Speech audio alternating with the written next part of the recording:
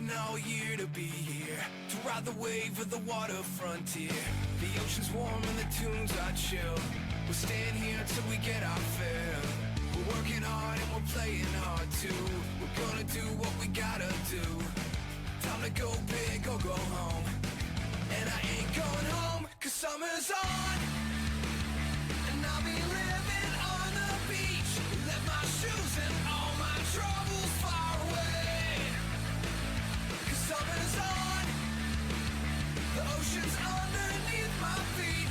And if the sun is out, I'll ride the waves all day.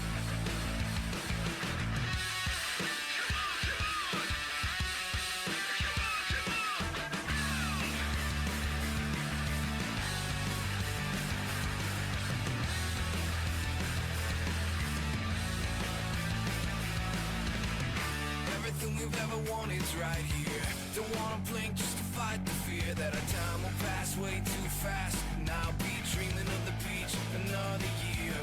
We're gonna have the time of our lives. Days and nights with the sun in our eyes. And a wild tide under bluest skies, tearing up the shoreline. 'Cause summer's on. And I'll be living on the beach. Left my shoes and all my troubles far away. Summer's on. The ocean's underneath my feet. And if the sun is out, I'll ride the waves all day. We're gonna ride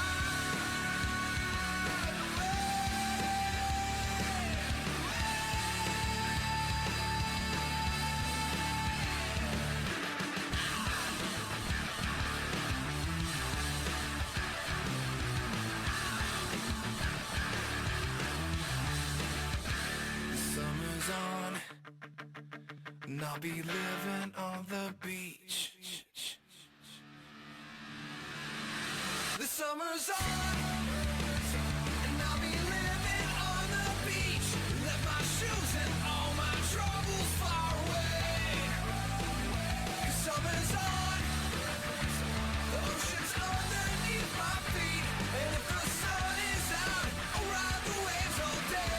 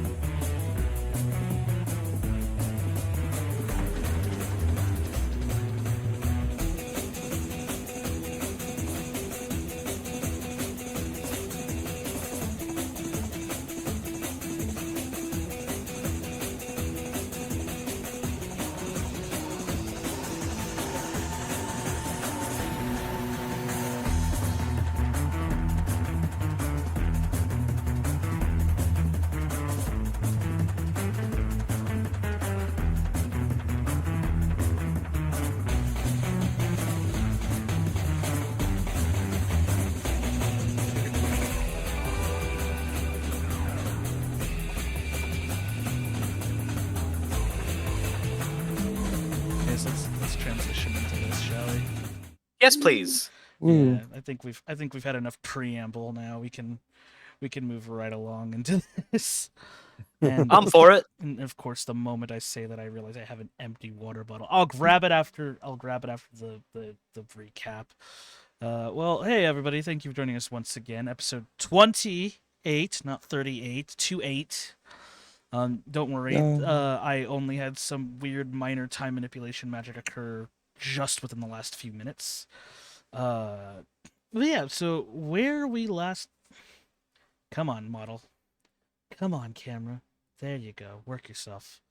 Uh, so where we last left off, I botched my stealth roll, and the chaos crew of Violet, Millennia, and Visper found my surprise. You guys found Serena Silt on the roof, but she is possessed still. Uh, as she wields the giant greatsword, the Blade of Golion. And now, and then you guys got into an altercation, which resulted in the roof exploding, thanks to somebody's hug fireball, and which I'm still very proud of. And I didn't say I didn't ask how big the room was. no. I might have like socially engineered Visper to cast fireball at point blank range on the roof. I may or may not have had some sort of really fucked up manipulation on my part and asked Visper through kindness to please cast fireball at point blank range. Which worked. It was worth it. It was absolutely worth it. Worked is a strong statement. I'm still sorry about that. I mean, yeah, we're gonna have a long talk about good ideas okay, and bad here's the thing. Would you rather that she cast fireball at point blank range and blow up the entire roof, or would you rather that her new pet jump 2 stories and break through the roof and then crush a bunch of people below? Neither. Yeah, I think we could have gone without either of those. Actually, this is a would you rather, not a and or. No, I'm adding option C. That's not how this works. But yeah, so you guys got into a bit of a tussle with Serena Silt, and clashing blades and spells, and breaking through the roof, inciting panic amongst the people inside before they were calmed down. You had this crazy idea, Millennia, to grapple Serena, drag her to the window, and then WWE like flying suplex out the 2-story window. Yep. And that is where we last left off. I'm going to ask now, because Squirb was up on the 2nd floor with you guys at the time. Squirb, what is your immediate reaction to seeing this? If I recognize her, I'm immediately jumping out the window after them. Wonderful. With that in mind, however, I do need everybody to re-roll initiative, because I did not save the initiative from last time. I see. So I'm going to need everybody to re-roll initiative, and Scorp, you will be joining the initiative. Cool. I'm joining in at 12. I'm joining in at natural 1. Let's go. Woo! I'm joining in at 15. I have me too. I got a 15 as well. Still have yet to roll above a 10 on the dice. This is going to be entertaining. Found my dice. Oh, there's my die. Woo! All right, cool. So, let me see. So Visper rolled a so Visper and Millennia rolled a 15. Who is the higher dex modifier? I have +2, but my initiative is +7. I have a +1. All right, so Millennia goes first. Okay. Then Visper.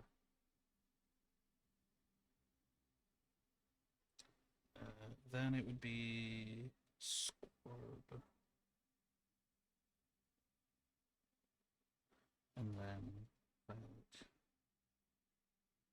Awesome. Oh, and then I have to. No, she doesn't get a turn. It's fine. Oh no, she's already in the initiative. I have to write something else in. Oh. Yeah, you can take that as you will. Great. Anyways, Millennia, you're first. You are Oh. currently dive bombing 20 feet. Cool. You can either release and attempt to make a acrobatics check to save some damage, or you could just take the full damage, which isn't all that much based on damage calculations on this game. And Black. I'm raging, know. so bleh.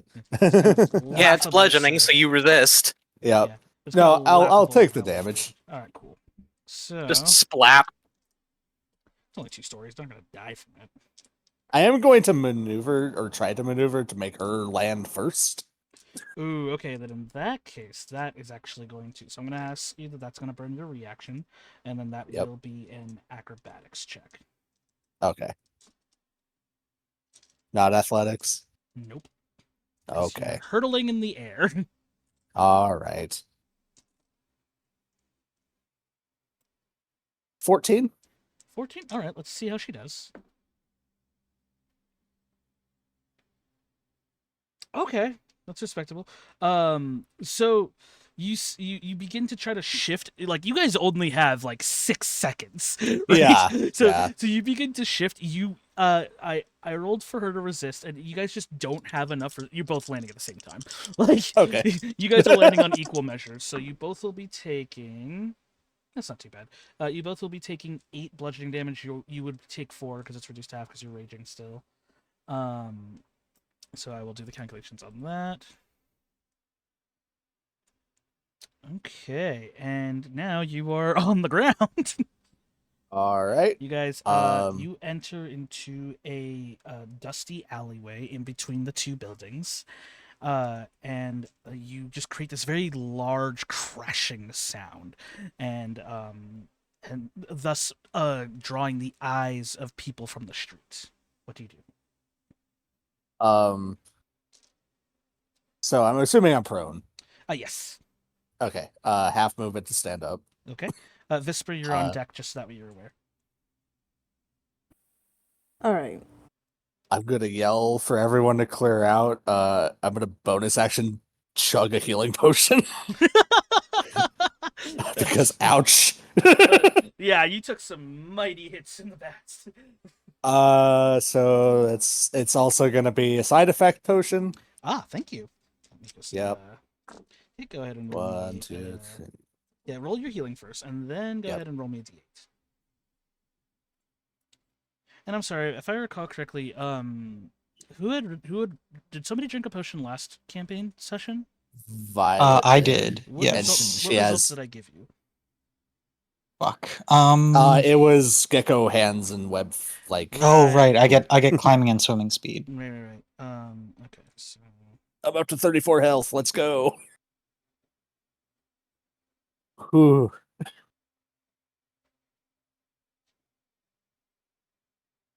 okay, go ahead and roll me a d8.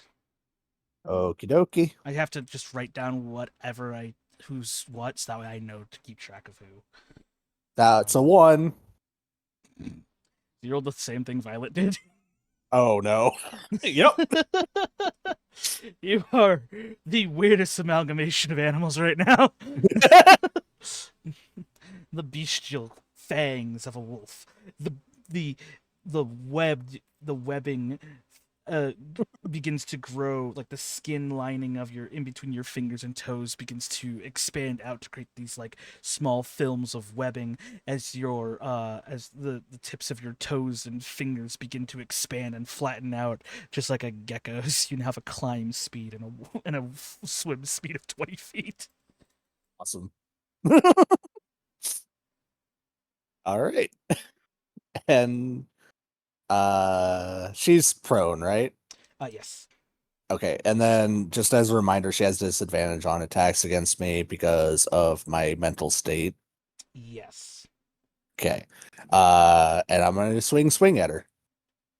Okay, go ahead. I'm not giving her You a chance to have- stand up. You have advantage because she's prone. Yeah. All right. First attack. There's a crit. Oh shit. And second attack.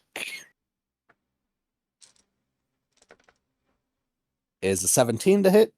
Let me see here. That will hit. Okay, so both hit. Wonderful. I still So we'll remember do the all crit of her first. stuff. Oh, All right, so 10 plus 10, so that's 20 damage plus 9, so 29 damage on the first hit. okay, keep going. Sorry, 31 damage because of rage. Thank you. Yep. All And right, Kathy, it's gonna hit. then uh 16 plus, so 20 damage on the second hit. 20? Yep. Okay, so 51 damage in total, correct? Yep. All right, cool. So, Millennia, are you swinging down or are you stabbing? Like, how is the motion of your blade? It is kind of a swing down and then kind of an arc back up. Oh, okay. So like a head to toe swing down and then like a pivot back up. Yeah. All right, cool. As your sword leaves Millennia's body, thus it looks like you could reasonably almost splinter the shieldstone armor that she wears. You notice that underneath the armor, there seems to be something underneath her, like right in her chest, Mm. like right at the center of her chest. Would I know what that is? Uh, hmm. I would say, given your backstory, you could potentially roll a history check to see if you can recall seeing something similar. Okay. 12. With a 12, I would say this doesn't spark any recollection from you, Millennia. To be fair, Genasi weren't really apparent in Bestiaire where you're from, so Right. That makes sense. Yeah, so it's very hard to recognize if there's any sort of abnormality or if this is a normal thing for all Earth Genasi, in your opinion. All right, so is that going to be your turn? Uh, bonus action. Yep, that's everything. All right, so Visper, you're up with Scorb on deck. Okay, so where am I currently? Currently you're half on fire on the second floor. Well, can I jump out the window as well? If possible? Okay, I'm going to tell you this, so that way I'm going to be completely transparent with you. When you fall greater than 10 feet, and you have no means of like recovering from the fall or like reducing the fall, you will suffer a number of d6s equal to 10 feet. So going out of a 2-story window will take you 2d6 bludgeoning damage. And if you don't succeed on a dexterity saving throw, or in this case an acrobatics check, you will stumble and fall prone, which would cost you half of your movement to get back up, and you're already like 15 feet away from the window. So I want to be completely transparent with you, so that way you know the consequences. Mm-hmm. Yesterday was just me being silly. All right. Can I at least walk up close to the windows? Yeah, absolutely. You see Scorb has already dove out the window, and he's like hovering right now. Yeah, cause I don't want to like deal with fall damage. So I was hoping if I can like get close enough to the window where I can safely face up to the ground. Oh or yeah, you something can like absolutely do that. Yeah, you can easily like look down and be like, "That's 30 feet," and just like teleport down. Yeah, you can reasonably do that. Yeah, that's what I want to do. Yeah, when you said jump out the window, I'm like, And I like straight book it out the window where I end up yeah. dealing with fall damage and stuff. Because if I recall correctly, you're pretty injured yourself.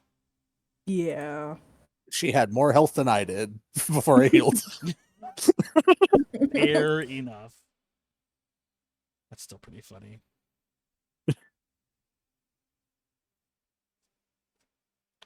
Yeah, but that is essentially what I want to Okay, do. so cool. So you rush to the window. You can phase step as a bonus action, and you arrive on the ground. You see Millennia is now standing above a prone Serena on the ground with Scorb overhead. What do you do after that bonus action? Do you do anything? Um, I will also note you did hear Millennia scream, "Everybody clear out!" before she unleashed the storm. gotcha. I was wondering if I can use let's see. Uh I'm like going back and forth between True Strike or Absorb Elements. I'm going So okay, back between so those absorb two. element is a reactionary spell. It only happens in reaction to you receiving elemental damage. And so if you cast True Strike, you'll set yourself up for the next attack.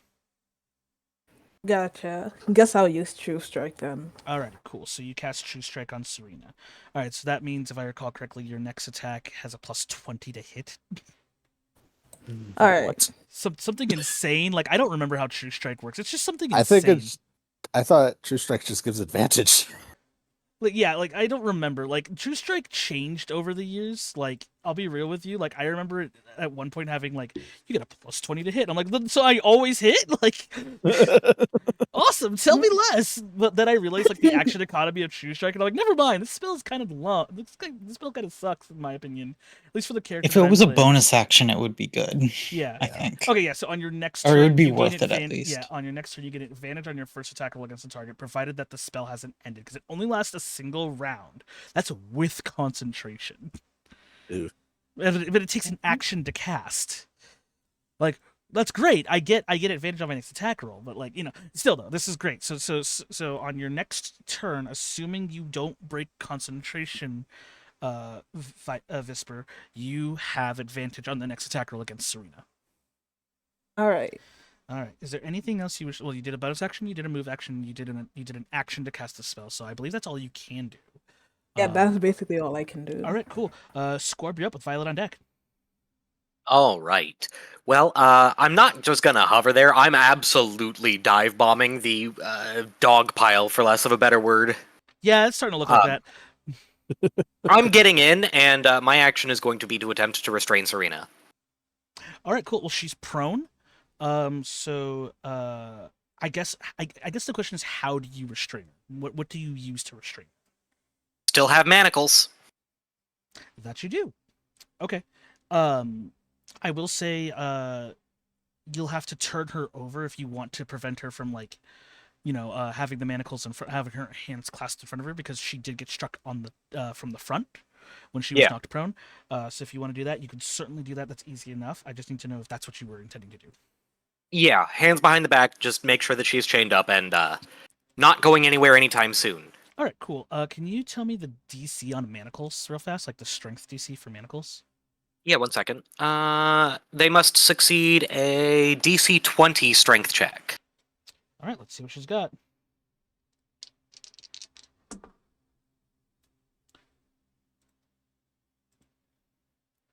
And just to make sure, do the manacles break, or is she just like resisting? Is that like just so that way I understand?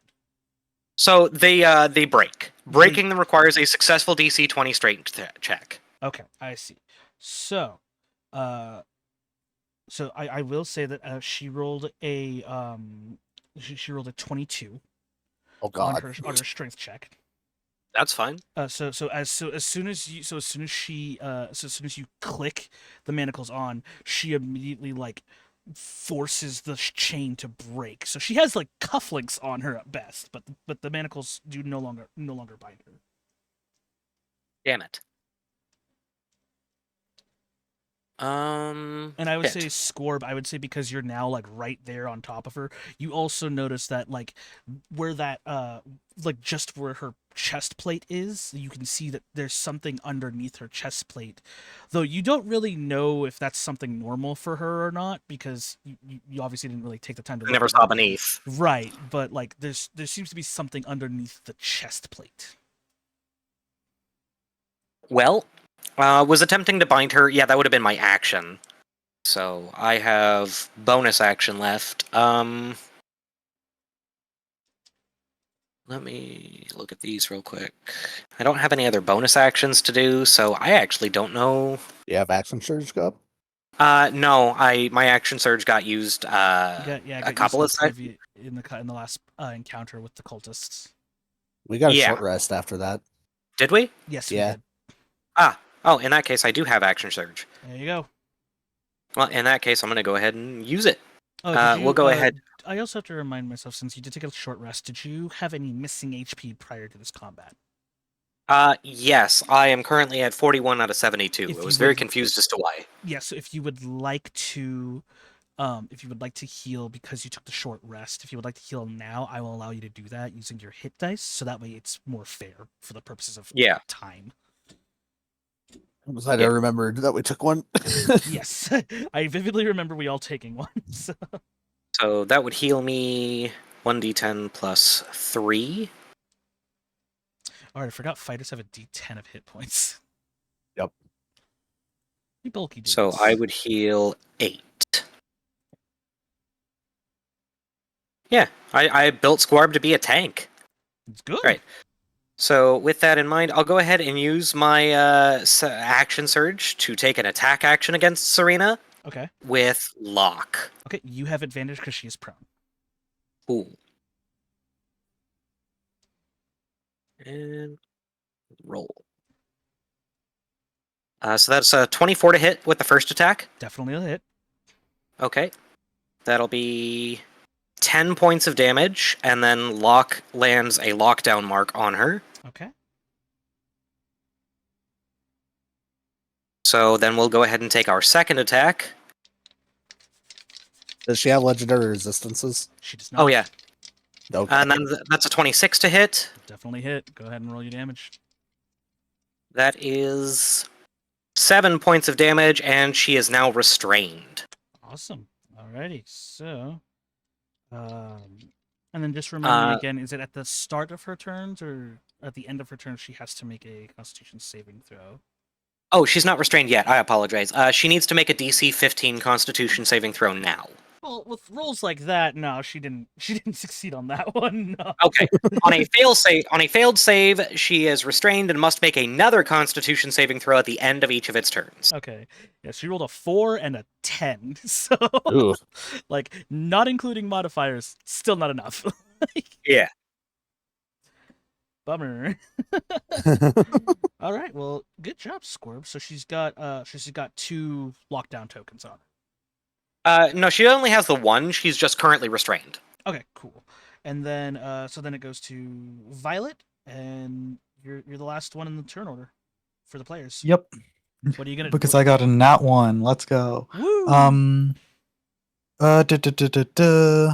So she's outside now, but I'm still inside, right? Yes. Everybody left through the window.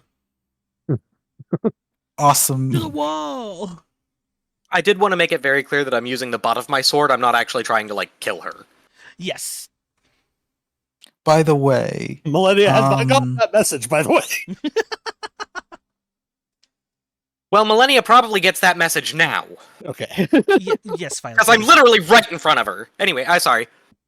Anyway, with hacked weapon, I have to spend my action to change my weapon, right? I believe so, yes. Yeah.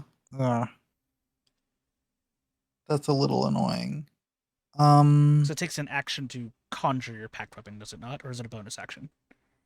It is an action, Okay, yeah. then yes. But it means that if I have literally no ranged options except for she doesn't happen to be within 30 feet of me. If you were to look out the window, yes.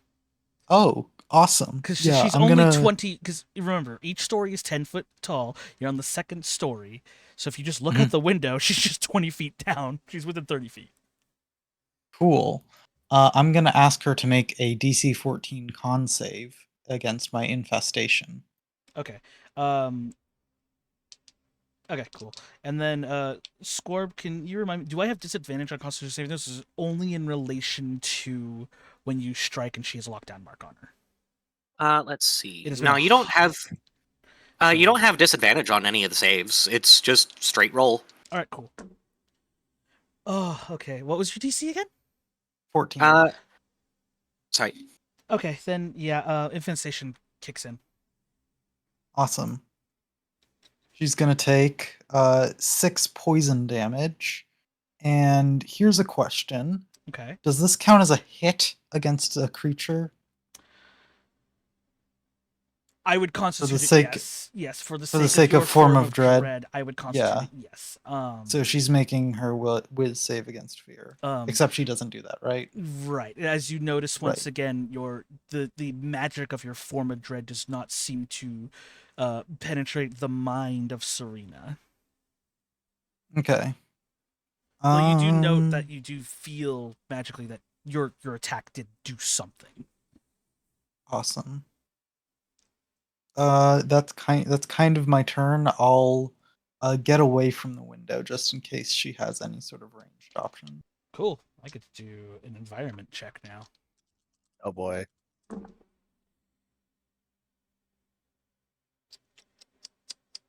Okay.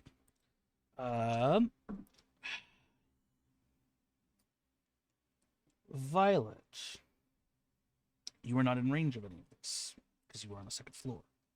Oh no. But panic begins to erupt once more down below. And even with the medicine and everybody taking it once more, because again, you've made enough for every person to have 3 vials, you managed to prevent another chaotic corpse explosion party. But everybody only has 1 vial left now. And then I'm gonna go ahead and roll for. Okay, cool. That doctor that I brought in, the Elvish doctor, is still working on an antitoxin to kind of cure everybody, but it is hard to do amidst all the chaos. So now it will be Serena's turn, and I need to roll a Constitution saving throw. That's a fail. So she is like officially paralyzed now. Because I rolled a 4. Yep. So she is no longer a combatant. Yeah, this encounter ended the moment Squorb hit her with lock and key. So I'm gonna look at Squirb. We're trying to get the sword away from her, right? Nod. Okay. Serena's gonna take off her, or not Serena. Millennia. The probable 2 characters that I made. I'm gonna take Don't off. touch it directly. Okay, I'm gonna take off my cloak and wrap it around the sword and try to wrench it out of her hands. okay, make a strength check. Oh, I'm raging too. Yes. Yeah, you get advantage on those. Yes. For a 9. Oh, that's an 18. Go away so I can see the total. 22. 22. As you try, so you wrap the blade around, and as you do so, you feel this dark presence emanating from the blade. It's almost as if it was calling out to you before you snuff out its presence with your cloak. And as you try to rip the blade out from her hands, you feel heavy resistance, even in her paralyzed state. Squirrel will step in and try to help. Okay, cool. Go ahead and this is an interesting conundrum I didn't think I'd find myself in. Because you're already raging, so you already have advantage. So here's what I'm going to do. I'm going to give you Squorb, what's your strength modifier? +4. I will give you Squorb's strength modifier as a bonus for your next attempt to pull the sword away from her. Okay. Do you want me to 1, do that now? 2. Yes. Oh, Advantage. Oh, that's a 26. Okay. You thinking quickly on it, you realize that her hand is paralyzingly gripped to the sword. So Squorb, I will take that hand off if I need to. So Squorb, what Squorb does is that he pries open her fingers just loosely enough, and then you are able to rend the sword away from her hand. Okay. Once again, however, you feel this dark presence sort of seeping into your mind as you hold onto the sword, even amidst the cover. I need you to make a wisdom saving throw. Which one of us? The one who holds the sword. So me. So Frog. Again? Here we go. We got inspiration. I'm going to probably take the inspiration. Yeah. That was a 12. Okay, well, I'm gonna ask before I take this. Oh, Would you like okay. to? Yes, because Okay. that's a 20. Okay, cool. So I'll take that inspiration. You get a 20. You pass clearly, Ugh. and you're just like, I'm no, losing nope. another character. like, nope. Too much trauma already. You can't get me. I've been through worse. Oh my goodness. Squirt, how long does your paralysis stasis last on from Locke? 1 second. 1 hour. Fuck. Jesus. I really made that thing great. This is the interrogation blade. Yep. Alrighty, cool. So the sword is removed from her hand. You feel this darkness try to seep into you, and then you're just like, I'm built better. And then you just sort of like move the sword to the side, you know? But the Yeah. sword is no longer in Serena's hands. But you notice that her eyes are still in that sort of like moonstone glazed state, as if she's still possessed. What's that? The what? Is it even a little bit? You said there was something exposed in her chest. There's something like embedded. Yeah, so if you would like to, Scorb, you know how the shield stone armor works. You know how to deactivate it. So you just have to press the emblem on the chest piece, and then it will all return into that necklace that she used to wear before putting on the armor. Right. What would you So I'd like to do? do that and then investigate the thingy. Okay, as you see these magical stone platelets shift and resize to form the necklace around her, you notice that there's a giant gaping hole in her chest. Well, that doesn't seem right. Oh. Oh, you son of a bitch. Hi, I'm the DM. That's kind of my nickname. Oh, this is... Yeah, normally Earth Genasi are supposed to have like a gem in them. Here. I was going to say, So what you Shit. see is this very interesting it looks like it was chipped out with a pick, but like the way it's presented, it looks like something was once embedded inside of her chest as these like rainbow like crystals that begin to like fade into like a dark amethyst hue. Begin to slowly like vibrate with arcane energy, and then but they begin to slowly dim in and out, like almost like a flickering light on low power. I don't know what to do here. Suggestions? Anybody? I got nothing. I've never dealt with Genasi before. Me neither. I'm more familiar with the dead one. You can't see it right now, but I'm doing this is my happy lore master dance. So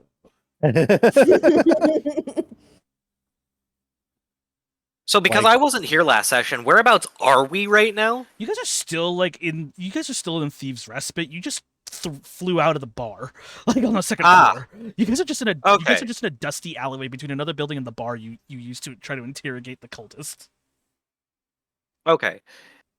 Can Shit. I I was going to say, do- aren't there going to be like Genasi folk here? Yeah, you have seen a plethora of Genasi like roaming around. Yeah. I guess we could try to grab somebody and see if maybe they know how to help. Maybe find maybe We have a clinic or doctor something. inside who's dealing with the sickness. That's true. Oh crap. If you want to go find someone, try to find someone, Scorb. I can keep an eye on the sword and make sure. I'll leave it to you. All right. With that, I'm gonna go take off and try to find somebody who knows how to treat Earth Genasi. Go ahead and roll me an investigation for me, my friend. You've got it. Why do the dice have to choke now? It's a 7. I'd like to take an inspiration and try again. Absolutely. Hey, man, now's the time to start using inspirations. All I'm saying is, like, guys, this is now the time. Yep. Nat 20. There we go. Yeah. 23. Wow, what a great use of inspiration. Yeah, absolutely. You find a what looks to be a roaming group of Earth Genasi. It looks to be like an elderly Earth Genasi, though. You've never really seen one. They're a lot. How do I describe it? You know the Goron in Breath of the Wild? Yep. You know how like the elder Goron just have like these tufts of hair that are more stalactite than anything else? Like they're more rock. Yeah. Imagine that where like they like their chin is like composed of like crystalline beards that have slowly coalesced and become like something akin to almost a dwarven beard, but they still stand completely upright as if they're in their young 20s, early 30s. Like they have the physique of a 30-year-old, but these are clearly the elders, because the crystals around their face, which comprises their hair, is actually becoming more and more like larger around their face, almost covering it. So you see like this one very like large elderly Earth Genasi. You see like a child Earth Genasi. They look to be no more than maybe like 5-7 years old, somewhere in that ballpark. And then there's like 3 or 4 like teen young adult Genasi that are following around. I'm going to approach and just kind of urgent. Sorry, I got distracted by that message in chat. Don't worry about it. I'm taking care of it. No, I'm going to approach in an urgent manner and try to like call out to one of them. Yeah, absolutely. So you call out to one of them, and the first one to immediately perk up is the child, and they grab like this like stony finger of the elder and they tug at it, and then they point to you as you were high up in the air, and all of them begin to look at you as you descend. Cool. So Squarb's just going to explain really quickly. I have a friend of mine. She's over here. She's been injured. I don't know how to help her. Could any of you please help? They all look at each other, and then they eventually look to the elder, and then they go, "We'll do what we can." That's all I can ask. I'll very quickly show them back to where Serena is. Okay. In this time, did you guys move Serena back into the bar, or like what did you guys do? Did you leave her out in the alleyway? Yeah, let's move her inside so that the doctor that is currently there can maybe look at her if he's not too busy already. Okay, cool. So do you bring her back up to the second floor, or do you bring her with all the potential bombs on the first floor? Let's Up to probably the second floor. Yeah. Like I'm gonna be completely transparent. like there are still bombs. Yep. So you guys bring her back upstairs. You lay her down on a table that's big and sturdy enough to support her, and you know you have this the elvish doctor, and he is currently examining her while simultaneously working on a concoction that he asked you, Violet, to watch over for any abnormal changes. If you would like to make a medicine check for that, you are more than welcome to do so. Medicine, just flat medicine. I will treat this Fuck off. as I will treat this as I'm going to treat this That's as a if you nat were one. concocting. I'm going to treat this as if you were concocting a potion because I didn't give you the full parameters. So if you want to re-roll that, you're more than welcome to do so. Really? Okay. Yeah, because like I didn't give you the full parameters. So treat it as if you're concocting a poison. There's a real roll. That's a 23. 23. Okay. There are no abnormalities, but you do notice that he has taken all the blood samples from all the people, and yourself included, and he has been using them as tests to kind of figure out what causes the venom and how to counteract it. And you recognize this as in an alembic, he has some sort of medical solution, and then through the tubes of the alembic all the way down to where this portable, totally not a Bunsen burner is is boiling this other liquid. You realize that's a test sample of somebody's blood, and then when the droplets hit the blood, it slowly changes color, but before it turns back into that sort of hybrid blood ichor-like substance that you guys have been experiencing. Okay. So Scorb, you rush back with these people, and you bring them up to the second floor because you assumed they weren't gonna bring them down here. And then they see Serena. The elder makes his approach as the doctor is currently doing his examination, and the elder's face becomes shocked, which is a little hard to see amongst all the crystals, but he's shocked.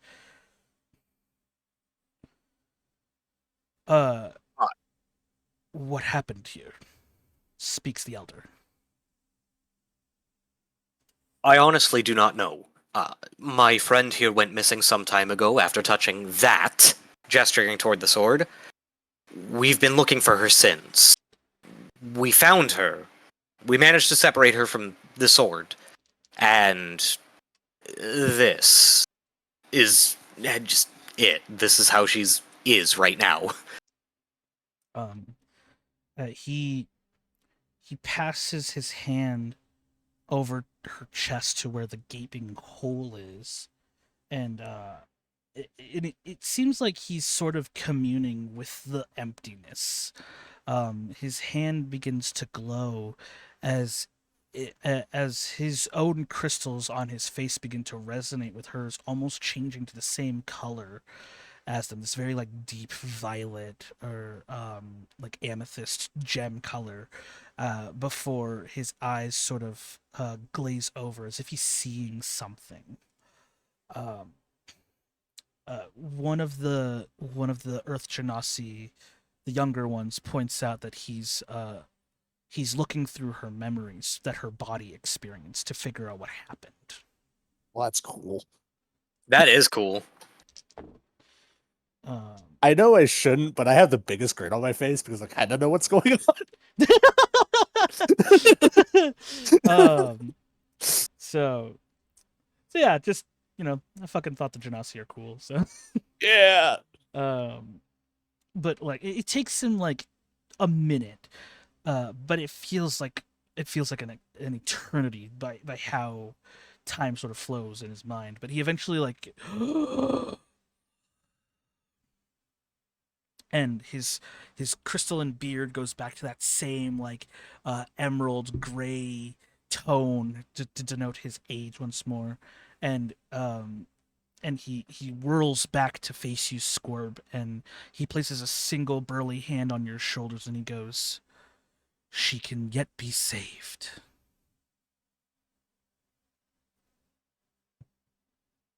Squarb's jaw just kind of drops, and he's just kind of standing there, like, just a little bit in shock.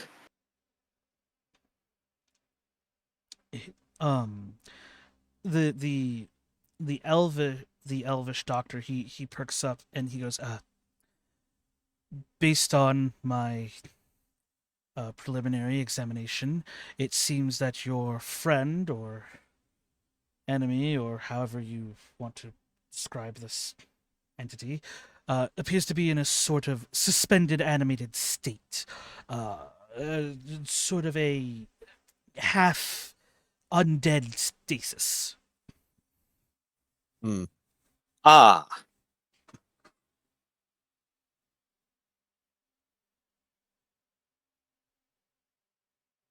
Are you about to tell me that if we can recover her heart, she can still be saved? Well, I mean, it's possibly a lot more complicated than that, but in the most succinct sense, yes. If you could recover her core, then yes, it should, in theory, bring her back to full life. Hell, where would we even start with that? The mountains, speaks the elder. Along the How- eastern borders of the desert lies the mountain wall. And that's where she lost it? That is where we last saw it, in her body's memories, yes. Ellie's gonna let out a deep sigh. Not this shit again. Are you alright, Melly? Yeah. I came through the mountains. It wasn't a fun time. Ah. Yeah, I was found passed out at the border. Well, that won't be happening this time. We'll need a safe place to keep our friend. Ideally, we could get her home. I'm just not sure how we go about doing that. We should probably make sure she can't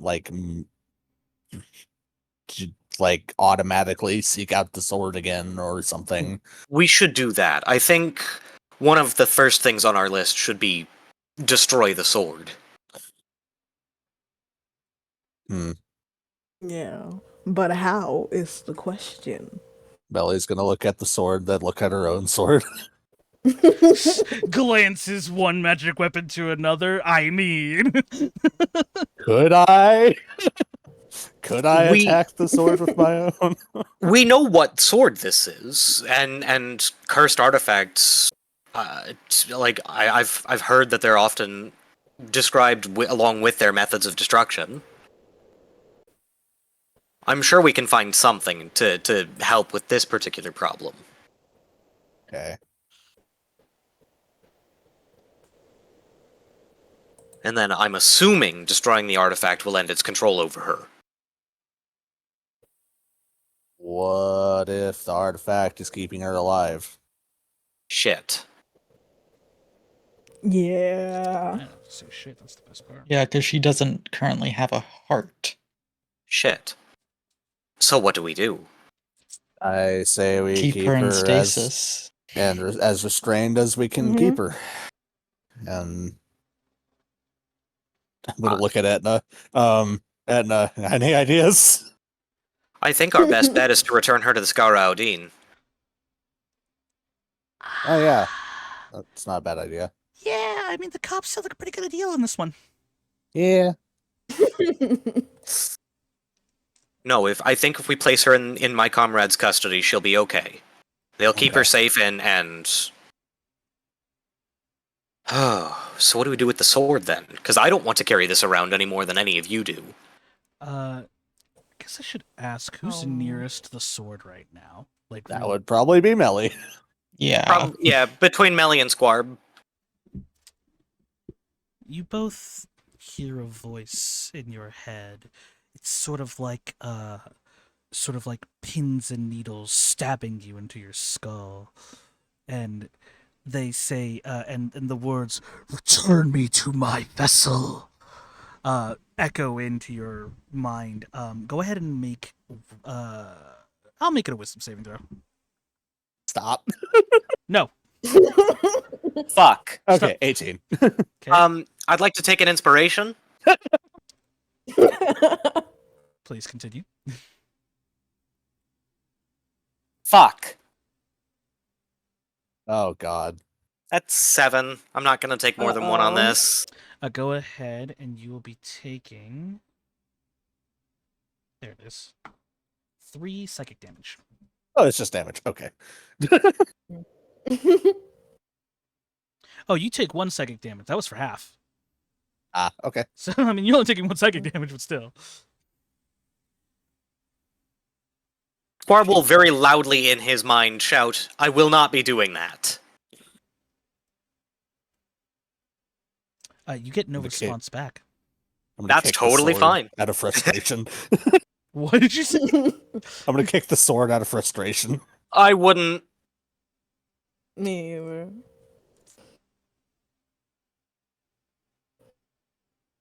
What Melly would do. No, that's totally fair. Mm-hmm. Trying to figure out. I mean, Like, you can Scorp's just try. saying that in response to Melly winding up the kick. Okay. Okay, so I mean, are you actually going to kick the sword now? I actually am curious. She'll hesitate and be like, fine.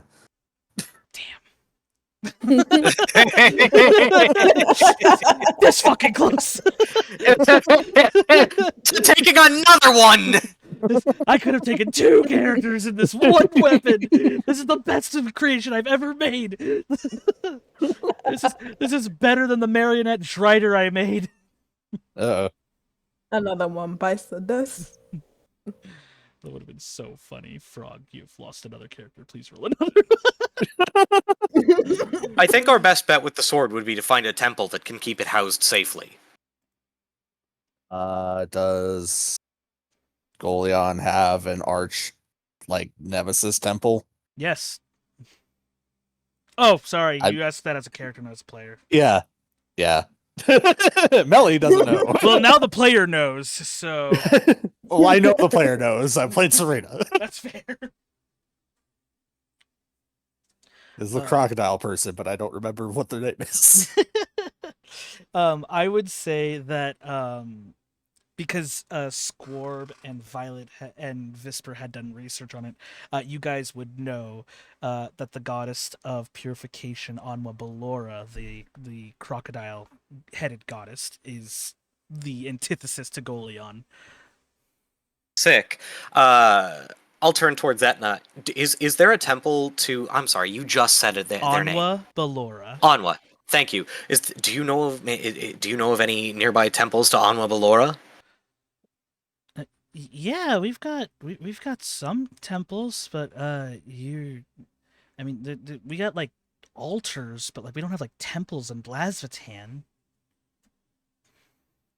Do you know of anywhere of hers that might be able to keep this place safe? It's at Or this thing? It's at this point that Kassar finally awakens from his weakened state, and he goes, "There is a temple in an oasis somewhere in the deserts. If you can find it and draw my circle, I will be able to transport the blade to you." Okay. I think we So- need to start there. I think we need to start with Serena getting in a prison cell. Yes. I apologize. I'm sorry. I'm just You're good. a little off kilter. A lot to take in. So let's get Serena to the Skara Aldin. Okay. Oh, we should probably also have Violet and Ember not explode. Yeah. Yes, there are still some issues here before we can leave.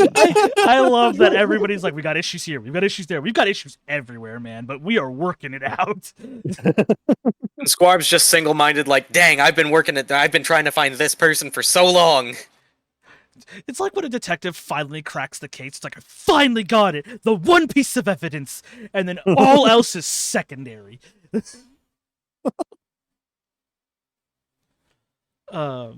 Yeah, so Violet, go ahead and make another medicine check.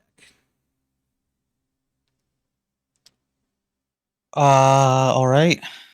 With proficiency, Yes, sir. Or ma'am, I mean. 18. Okay.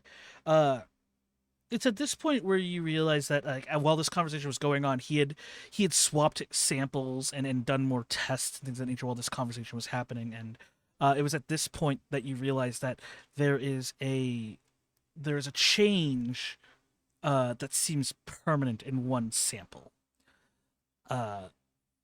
Do you bring that up to him?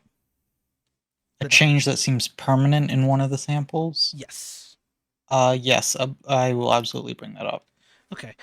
So he looks over the vial and he goes, there appear to be no abnormal effects on it. And he kind of brings it up to the now open skylight of the ceiling, and he begins to look over it in the light, and he goes, there are still some small traces of the venom, but at those levels it shouldn't be it shouldn't be lethal. If you are comfortable with this, and he looks to you, Violet, I can begin producing this and distributing it to the patients. Yeah, it's the best we've got. Okay. I'm sorry it's not a cure, but it's the best chance we have. May I ask your assistance in this? Of course. Okay, so I'm gonna ask you specifically, Violet. Would you like to provide him the help action by giving him an advantage on the die roll? Would you Mhm. like to provide him your medicine bonus on top of it, or would you like to roll separately from him? Or I would you think like him to provide you the advantage or his medicine bonus to you? and that's medicine bonus with proficiency as Yes, usual because, here. yes, because you guys are Um, using everything. You're using like an alchemist kit. You're using a healer's kit to like set. Like you guys have a whole like portable Yeah. lab with you. Okay. I'll give my medicine stuff, which would be +2 medicine and +3 proficiency to him. Okay, so it's a +5. Yes, +5 extra on him. Okay, cool. So then I'm gonna go ahead and roll him. That die fell out. That was a better die roll than when it fell out. Okay, so I'll have you know, he has a +11 to his medicine. Right now? Well, no, without you, he has a +11. You gave him a So it's a +16. He rolled God an damn. 18, which is Wow, 34. holy shit. Average rogue roll. Yeah, average mid-level rogue roll. Yeah. Weird. It's like I had Or expertise in bard. that, or bard with jack of all trades plus expertise. Yeah. It's weird. It's like I knew what I was doing the whole time. So- I gotta play one of those characters one of those days. Just like the ponziest fucking. Yeah. So yes. With your help, you and him were able to concoct enough serums, I guess is the best word for it, in order Mhm. to eliminate the majority of the corpse explosion venom that has been plaguing everyone here. So in total, there is 22 victims. That includes you and Ember, and you guys were able to produce 24 serums. 2 of them are just in case. So Yes. so when you imbibe these serums, you are no longer under the poisoned condition. Thank And God. you will no longer explode or have the potentiality to explode when you drop below half hit points. Awesome. Which for commoners is like 3. So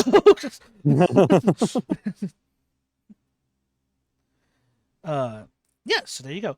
He says that he will continue to develop this the serum in order to make it a full-on cure, because he fears that this is going to be something that's going to continue in the future. If you are able to collect more of this venom for him to analyze, he would be more than gracious. Not gracious. He'd be more than happy to take those samples from you. He says that he will be staying in Blasvitan for some time. And that he'd also be willing to offer you payment for any vials you happen to bring back to him. Okay. Okay. Awesome. As Kassar like stumbles onto his legs, he goes, "So then, I assume we are going back home, yes?" We also have No. the matter of the slaves. There's slave trades happening, Kassar, and we need to stop them. And I've already set plans in motion to stop them that were interrupted by someone. Oh, good, because Kassar cannot create another portal today, lest he wishes to take his own life in the process. Oh, yeah, don't do that. And he just like he slumps into a chair. Please, Do what you must to stop the smugglers. Gisar and company shall assist you best we can.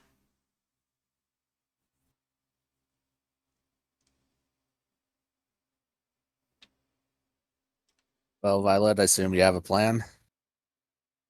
Yeah, I fucking do. Okay. God. Gods. There's so much you guys have on your plate right now. Mhm. So, Let's get to it. so for the party here, for you all, while I was on my own investigation, I found the location of the slaves that are currently being trafficked. Oh. I went down and I saw them under disguise. There are lots of Genasi children in there, Hmm. as well as other beast people. Hmm. I have set up a plot to have them start transporting their quote unquote cargo tomorrow. However, the actual planned date to leave is like a week from now, right? So they should be very separated right now. As long as like we can keep the cultists away from wherever we are going to intercept the traffickers, we can do this cleanly.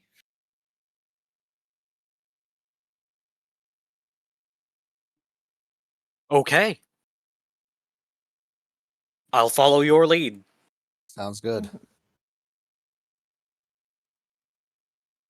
Violet is just fucking exhausted. Yeah, Melly is like very showing, You like all- covered in blood. I and think shit. we all are.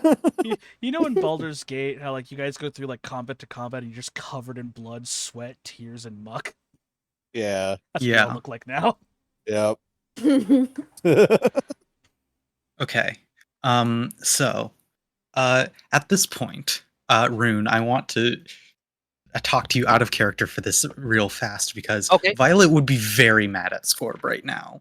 And I have an idea for like a sort of a monologue, argue, fucking angry shout thing, but I also don't want to just do that right off the bat without warning. I mean, I'm personally of the opinion that this is what aftercare is for. But I mean, I do appreciate you prefacing it. Do whatever in character, man. It's a game. I let it roll off my back. Okay. Violet is so mad at Scorb right now. She is like actively like not talking to him right now, kind of. Or at least ignoring him for the moment, or as the whole like dealing with medicine, and then Serena came back, and then well, first was the fight, then was having to do all this medicine, then was fighting Serena, and now her plan is like now like might be completely messed up because now the cultists are going to be on guard because we just killed some of them. uh Violet is like quietly like panicking throughout here, and I think at this point she's finally like there's nothing happening that she needs her immediate attention on. She can fucking explode now. So Metaphorically. maybe. Blood pressure rises too high, suddenly all the venom coalesces in their chest. Oh Yeah. no. That would just be so traumatic. Yeah. Oh my god! Like not only is Violet like shouting at Scorb, she then just fucking explodes. That would be the Okay. worst. See, guys, Squarb's already traumatized. See, guys, Yeah. this is why you don't keep things pent up inside. Right. You could literally explode. Okay. Scorb, you fucking cop. What the hell were you thinking? What the fuck was all of this? Huh? You know these guys don't do well with intimidation. We have encountered them fucking before, right? They will kill themselves before they will like before they'll give up information with intimidation. What the hell were you thinking? I have to try diplomacy first, and if it doesn't work, then I have to try the alternative.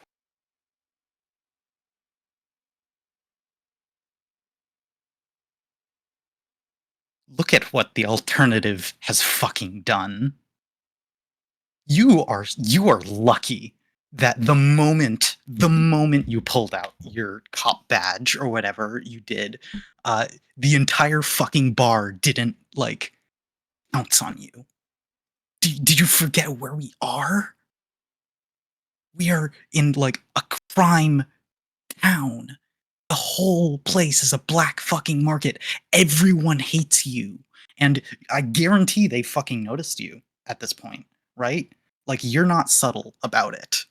They assume you're a corrupt Scar Aldine, right? Because this is not a place where people are assuming. This is a place where people are going to just sort of let you go by until you pull out your fucking badge and you bring in a unconscious person to and announce your presence as the Scar Aldine to an entire fucking bar. You're lucky that they didn't pounce on you, and you're not so lucky that they all almost fucking exploded.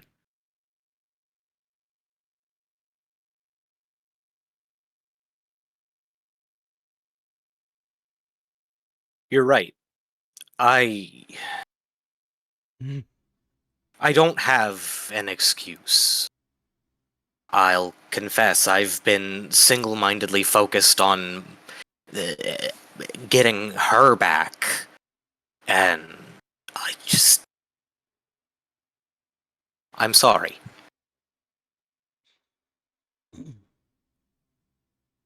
I don't know what else to say right now.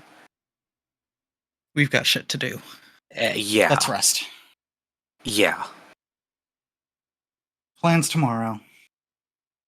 We've got to intercept them. Follow them. I'll be following them tomorrow. I can act like a merc. Yeah, the traffickers, I'll be following them tomorrow. Mm-hmm. Right? And I will give y'all like I will come back and tell y'all when they are leaving and where we will intercept them. Okay. And we'll try to find a isolated space.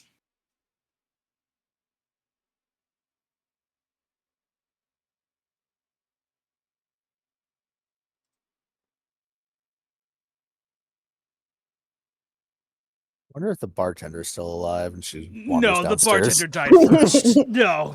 Oh, Worst. shame. Goes behind the bar, puts down a couple gold on the fence, Yeah. grabs a bottle. Bartender was That has the first same person vibes as to- that Florida guy paying for his smokes. Yeah. That's like Violet going to that will go shawarma and pick up place. the gold off the counter that you have put down. You add 3 gold to your inventory. Brevity. Of the levity of it all. So yeah, And the- also grab a drink, except like it does nothing for her. you're mostly It just in it for tastes the feeling. awful and there's Yeah. nothing. I want some sugar cubes and tea. I don't I Is don't there any see- sugar cubes here? This is a bar. I doubt it. Nope, not in this one. No. Listen, these people are not sugar people. Unfortunate. Yeah, shame. Pops off the cork. Alrighty, so I'm gonna go sleep for 12 hours. Hey. I mean, you have the entire bar to yourself. It's not like anybody's gonna be staying here. I want Awesome. to sleep outside. Going into one of the rooms, it doesn't have a roof anymore. The bed is completely like covered in drywall or whatever debris. Yeah, it's just Like- covered in like bits of wood from the roof and like rubble and stone. That's all it is. Okay, you know what? I'm gonna go down in the cellar and find a fucking corner to sleep in. So you go down into the cellar, and there are just these barrels of booze, Awesome. I'm gonna like, and it's surprisingly So- cool down here. yeah, I'm just gonna literally just like sleep on the floor, like Like this is good. lays down completely stiff and powers off. Like, yeah, just like this is good. Alrighty. What about the rest of you? I think I'm gonna go outside and sleep next to Bobbit. Cool. Well, so the entrance to the bar is still being technically guarded by your land shark, so Mm-hmm. you know, there's that. Yeah. And by that I mean your land Melly- shark's just sleeping.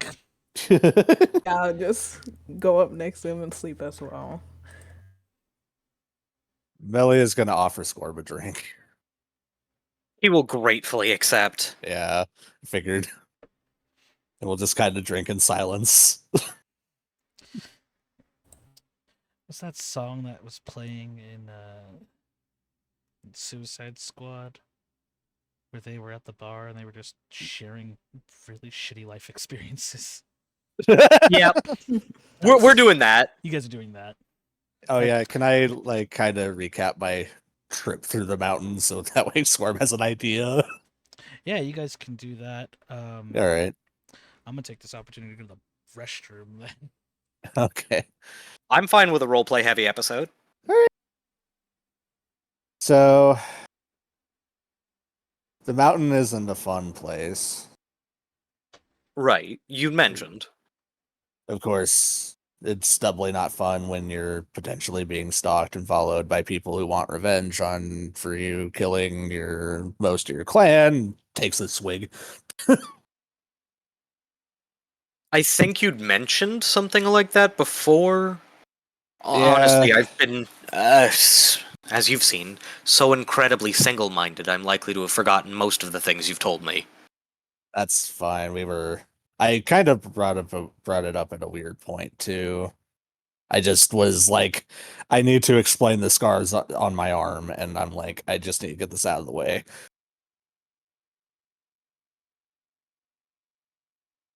Right.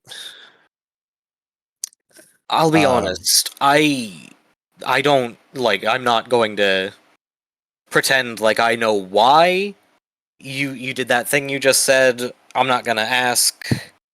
I don't mind getting into it. You know how when I fight, I kind of go a bit intense. I have noticed. I've seen others fight like that, so I'd assumed it was similar. Well, in my case, it's semi uncontrollable. Ah, In my case, takes another swig. I pride is an important thing to me, and I was shown up in one of the sparring matches, and I lost it, ah. and then half my clan died.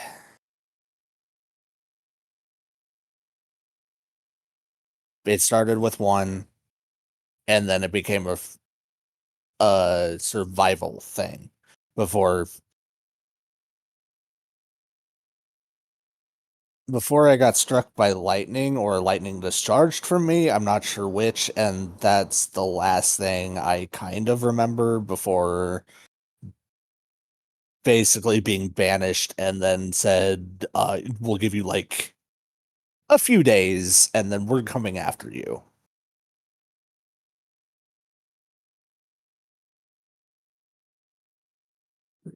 So Squarb just kind of sighs into his drink and thinks. I'm not a good person, Score, but I'm trying to be better. We all make mistakes. I very possibly am the reason why, and he gestures towards the carnage in the bar. This happened. Yeah, I didn't exactly help with that though. Nobody did. Eh, I saw them and knew that they knew where she was. And that was it. I didn't even think about the collateral. I didn't consider that others would get hurt. Well, Violet was right. It was stupid.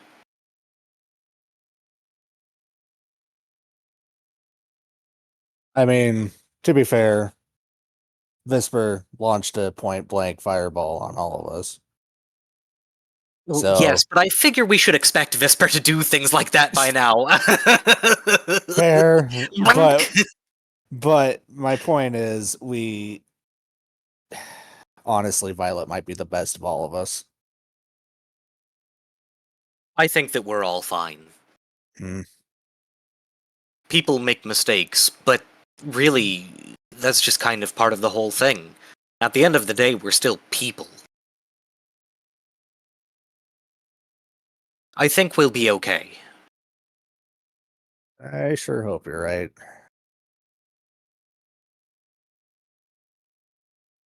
I've got a good feeling about it. Hmm. I'm going to bed. All right, I'm gonna stay up a little bit longer, then I'll head off too. Get some rest. You too. Squarb's gonna stalk off and claim an unclaimed room. I think our DM's still in the bathroom. Oh, Well, hey, this is a good opportunity for me to get a snack. I've been having the munchies like this whole time. Yeah, go stretch, do whatever you need to do, guys. Get water. Yeah. woo. Oh yeah, I just went to get water. Yeah, I had like a big I have like a big bottle of water next to me and stuff. Just been I- sipping on that.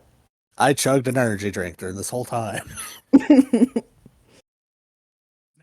I think this is like up to this point, Violet has not really thought of Scorb as a cop. Except for this specific Yeah. instance really like slapped her in the face with fuck. Scorb's a cop. Wait, Scorp's a cop? Yeah. Yeah, I was joking. Yeah. But like it was sort of just like, oh yeah, that's a background thing and it gets us resources. But like it never really affected the way Violet saw Scorb specifically until Right. like right now.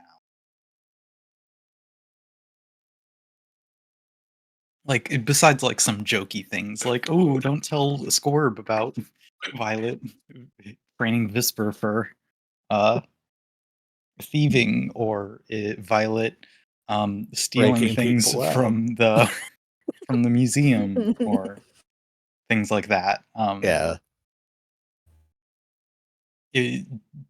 Most of the up to this point, it's mostly been like, meh, whatever. Right. But this is a really like, this is a kind of a big deal for Violet. this one. Character growth episode. Let's go. Ooh, I'm back. Yeah, let's go. Welcome Hello. back. welcome back. I was just saying, and it feels a little weird to say this without you here, but this is the first time Violet has really seen Scorb as a cop. Like, Yeah. up to, I'm repeating this like word for word basically from what I said, but up to this point, Violet has mostly like just seen the Scar Eldine's influence on Scorb as like, oh hey, he's got access to some useful resources, and he's a little bit beholden to the law. But like this specific instance is really like, damn, he like he's a cop. And I don't really know how to articulate it better than that. Like, No, I get that. Yeah. Honestly, I hadn't planned like any of this. This has just all been stuff that's felt like right in the moment. yeah, Like I try to think what I personally would do, like had I like in those circumstances. And straight up, I know that if I were trying to track down somebody who went missing because of things I got them involved in, would straight up just muscle my way through it as much as I could. Mhm. Sorry about that. You're fine. We got some good RP. Yeah, we Yeah. did. Cool. And some Yeah. discussion about how much of like a character moment this actually is. Yeah. Yeah, Mhm. that's the whole point of this section. I will say before Melly goes to bed, she does take the time to adequately restrain Serena. Okay, how? I have 50 feet of rope. I think. Yes, I do. And I'm just binding the feet and hands and as like securely as I can. Let me check Like, something real fast. all along the legs and just as much as Yeah. good as I can do it. Yeah, absolutely. Let me see something real fast. I could have swore there was a thing for this. Like they had like a roll for this. It's such a weird thing. Such a weird like off kilter thing. But was something that like fascinated me as a dungeon master. I'm like, yeah, this makes sense. Let me see. So yes, we're doing a long rest, right? Yes, this is considered a long rest. You guys all can get back Awesome. all your resources. Thank goodness. And can I brew some new poison bombs here? Absolutely. If we want, we can do this after the stream, or we can do it now. And let me see. Where's the Where's your table? where's the table? Oh, did you ever give me the finished table, or No. That's is there a on finished me. table? No, it's going to be one that I expand upon as you level up. Right. Okay. That's why I never gave it to you. Well, the most recent version I have is a screenshot in Discord. That's the current up to date one Okay. Cool. because you haven't reached a milestone in this yet to receive other additional modifications. Actually,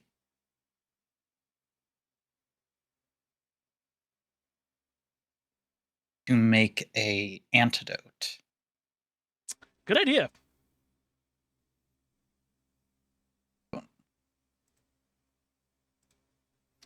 Kat, are you on one of my wires? Is that why my stream All is right now, acting all making funky? antidotes in general would be. What's that? Oh, I'm sorry. I'm trying to open a package of crackers. Oh no. My stream's acting all funky, like it was like OBS was acting up, and I thought my cat was sitting on one of my wires. Oh, Oh. I'm sorry. I thought my mic was picking it up. I thought I heard you say crunchy. No, I didn't even know you were doing something back there. Yeah, I didn't even hear it. Okay. I'm actually reconsidering everything. I want to instead of making poisons, because I have enough poisons right now. Yeah. I have quite the variety. I want to make some general antidotes with Yeah. my long rest here. And it's Absolutely. gonna cost the same 25 gold, right? Yes. Awesome. So awesome. Adding 3 general antidotes to my Okay. I or found it. antitoxins. Yes, antitoxins. Yes. All right, I found it. Serena, I know you Melly, said not Melly, Serena. Fucking Christ Almighty. Frog. Yep. I know what you said. Yep. So go ahead and so we can do one of two things. We'll Okay. play figuring out which one plays to your strength. You can do a survival, or you can do a sleight of hand. Give me 1 second. Let's see. That would probably be survival with the Alrighty. +4. And then if you want somebody to assist you, they can do that to tie her down. Score before you go to bed.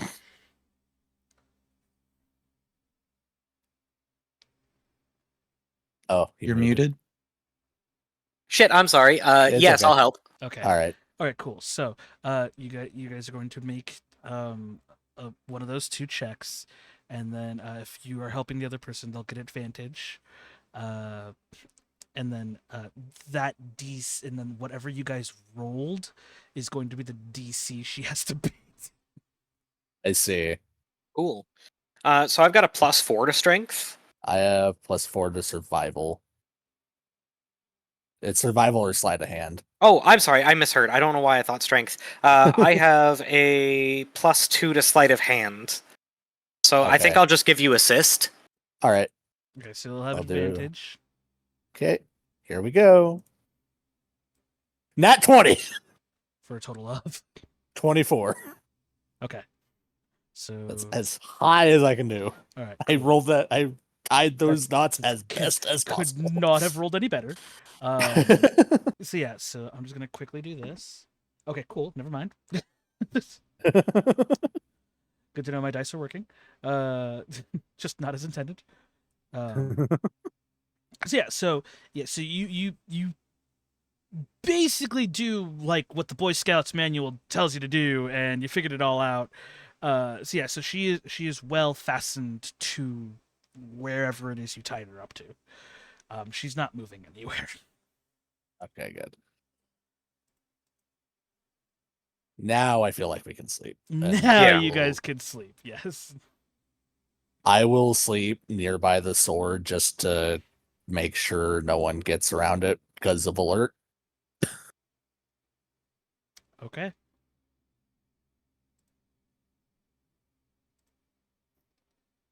How far away do you separate her from the sword, though? Like realistically, do you go into a whole new room? Do you like? Yeah, it's going to be a whole other room, Okay. keeping her as far away from the sword as possible because I don't want her hands on it. Okay. Cool. And then, Scoreboard, what will you be doing for your long rest? Are you just gonna find a place to post up? And...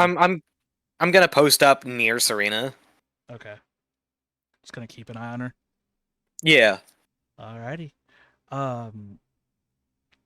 Where do you guys leave Serena tied up in this now dilapidated bar? Like, so you have the second floor, which contains a few rooms here and there. Most of the rooms are still good. It's just like the center roof is what got exploded, not everything else. So some of the rooms are still viable. You have a large gaping hole in the main building with the and then you have downstairs where the bar is at and where a bunch of tables are lying out, and then behind the bar is the cellar where you know that that Violet went down into, and then you have Visper and Bobbit the Bullet sleeping out front, like preventing entry from the front. So I'd like to keep her just like as far from the sword as we can. Okay. So if Millennia is keeping the sword in a room with her, you Yep. could basically put Serena wherever you want outside of that one room. Yeah. I guess down in the cellar All right, cool. Oh, might be easier to keep her there. You said no? I said because Violet's also staying down there. Oh, wait, no. If Squarb would have seen Violet go down there, so no, not going down there. We're gonna give Violet we're gonna give Violet their space. We'll keep Serena behind the bar. All right, cool. So you tuck her in behind the bar. She's bound. She can't move anywhere. And Scorb, you just sit behind the bar with her, or are you just gonna sit like in the bar area? I'll sit behind the bar with her. I'll post up. Alrighty, cool. So you all go ahead and take your long rests. And then I need Millennia to make a wisdom saving throw. Okay. Stop carrying around a cursed Nat scrolls. 20. Never mind.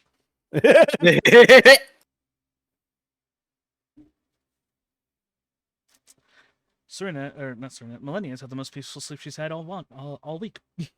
Woo. Good for you, man. Some can't vouch for that. Shit, I can't remember the last time I got peaceful sleep in real life. Me fucking either. I hate getting older. Yep. Anywho.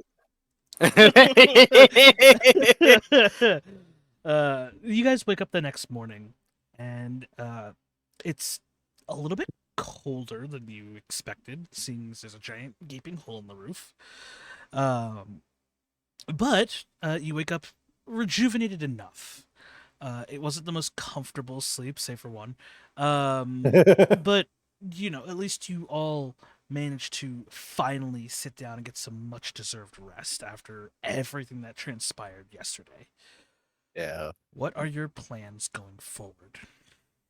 Okay, Violet comes upstairs and places 3 antitoxins on the bar. Each of you take one of these. You'll need them if we run into cultists. They are general antitoxins. They'll help you resist the poison. And I'll make one for Ember soon, but can't right now. Thank you, Violet. Stow one away. Squarb nods and does the same. Mm-hmm. Manage inventory. Is it just antitoxin? Antitoxin. Yep, it's an actual item. I did realize, it does not have any benefit for undead or constructs. And also, I already have advantage on disease and Yeah, against being poisoned, so they're heck. not really for me. But, My laptop crashed. They're not really for me, but they are helpful for everyone to have. Yeah. So, Scorb, you gonna be okay? I heard your laptop crashed. Yeah, no, I'm on Discord on a different computer, but Okay. my laptop, where my character sheet is, just crashed. Oh. Well, hang on. Let's see. Because the reason I was even doing it on the laptop was because D&D Beyond wasn't working correctly on my PC. Oh, wonderful. Yeah, the dice were super laggy. Oh, do you have hardware acceleration turned on? I don't think so. Turn it on. Where do I find that? Which browser are you using? I'm using Brave. Oh. Let me I don't take a know. look. I can find it. Hang on. Okay. Tech support. Switch to Firefox. Switch to Opera, or not Opera, but Opera GX is what I used. Yeah, switch to Opera. That's what I used to. Fuck it, we're doing it live. Yeah. They're not even sponsoring us. Unless Hey Opera. Hey Opera. listen, I'm trying to get sponsored by like all these things. I'm like D&D Beyond. Hey, I'm here for you. Raid Shadow Legends? Raid Shadow Legends. I thought about it. I actually played it for a little bit when our friend JD? no, Soul? thank you. Yep. I have so many friends that are girls. I kind of have to remember them by their gimmicks. Okay, my character sheet is functioning. Wonderful. Woo. Yeah, Ooh, but congrats. when Soul had her when Soleil had her thingy, I was like, fuck it, I'll play it. And then I played it for a week. Yeah, that sounds about right. Mobile games do not entertain me. Same. It's because I forget that I have them. I'll be real with you. I tried the Pokemon Sleep app, which was really fun and cute for a little bit. I did that for like 2 weeks.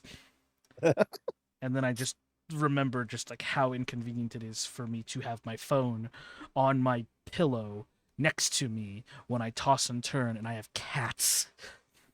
Yeah. Kind of can't keep a proper sleep schedule.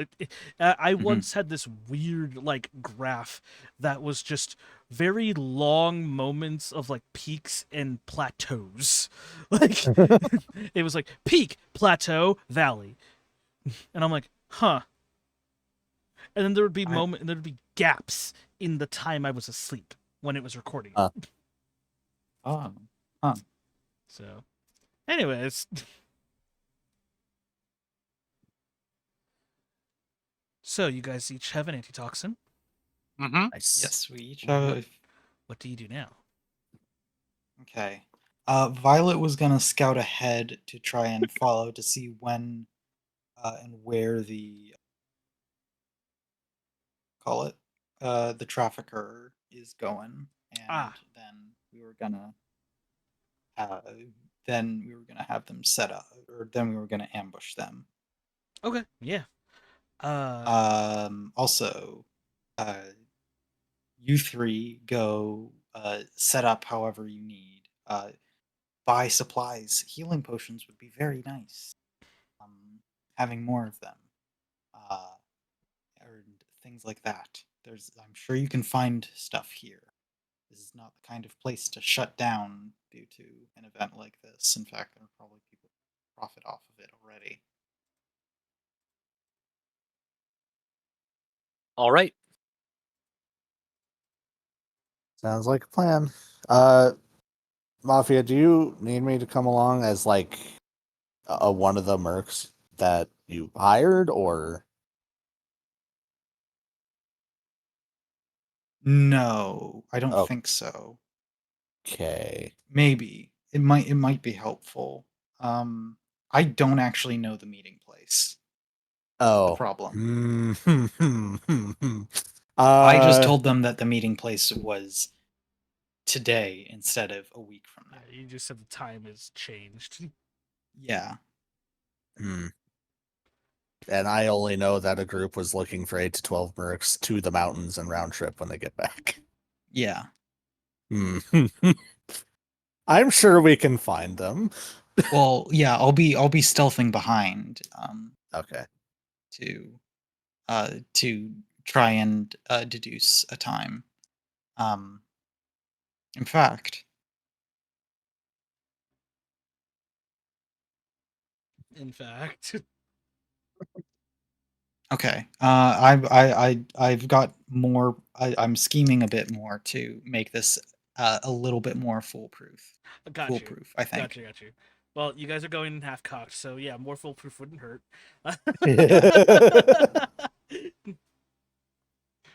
Okay.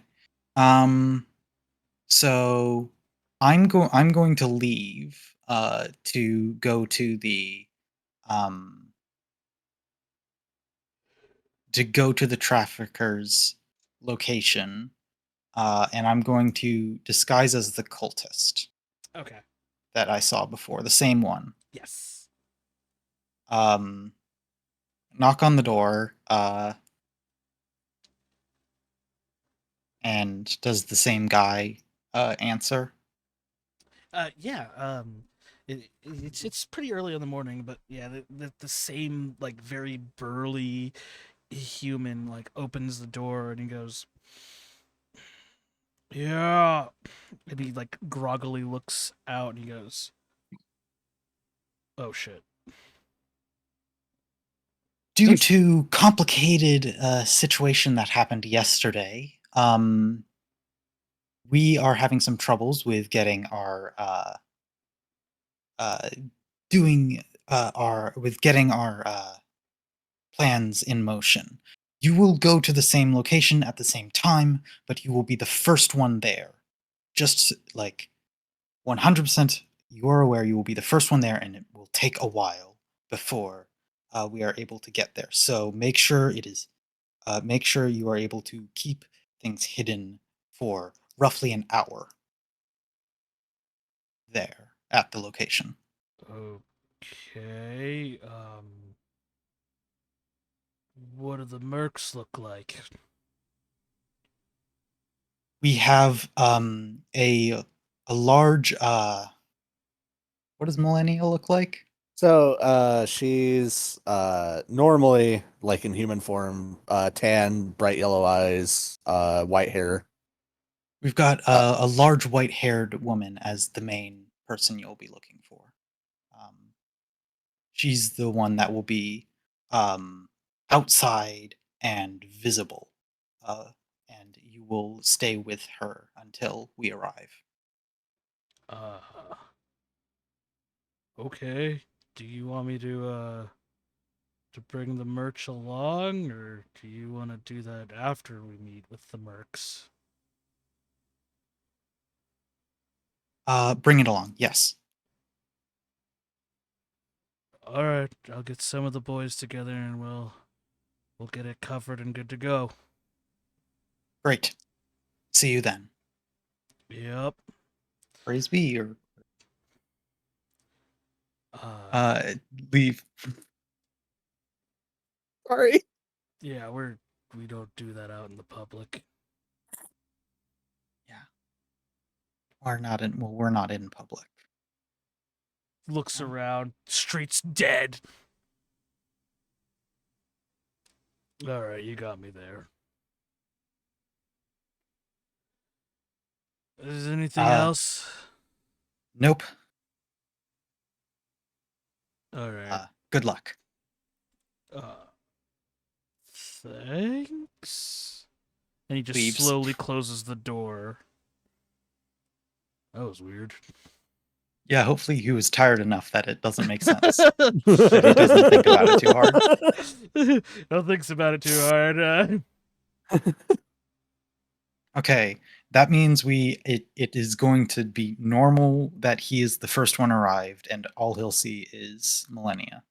So I will need Millennia to be following with me to get ahead of them. All right. Okay. Awesome. So yeah, I'm gonna go back and collect Millennia. Okay. How confident are you in your stealth here? I have a +2. Frog doesn't Okay. make stealth characters. I really don't. You should try it sometime. I should, but that time's not this time.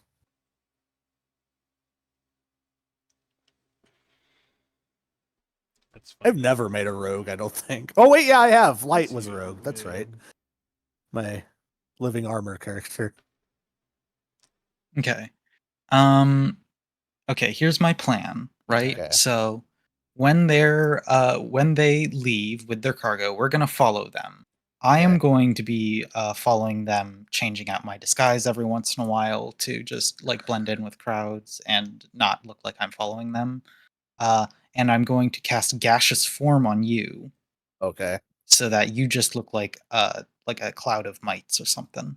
That'll be interesting. It's not that weird of an experience, to be honest. Violet says, being the undead person who deals with magic all the time, and It just kind of stares at you deadpan. Uh-huh. Violet stares at you dead.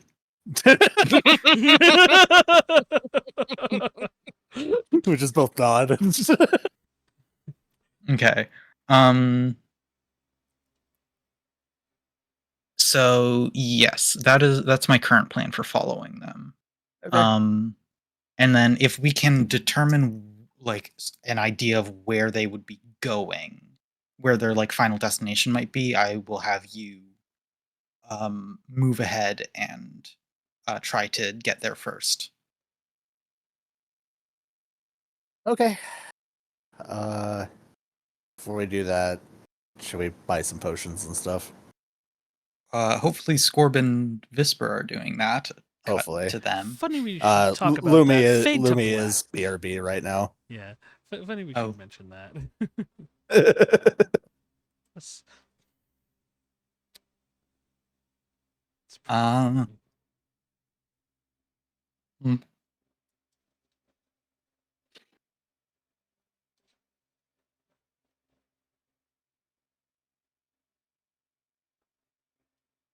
I wish TCGs just weren't expensive.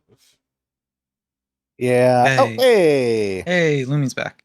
Hello, hi. I'm Hi. back. Perfect timing. We just are passing the scene camera over to you and Scorb to go shopping and prepare. We fight long for rested today. and add an antitoxin to your inventory. All right, good. I need that long rest. We all did. Yeah. It's not So, my goal, but I'm getting closer to killing one of you. So yeah, no, It's been we too need, long. we need supplies. I've still got the 2 shady greater healing potions. But other than that, I mean, we just kind of need supplies in general for what we're about to go do. Violet specifically mentioned needing to make sure that we keep extra healing supplies on hand, so let's go do that. Violet and Amelia are just climbing walls just because they can.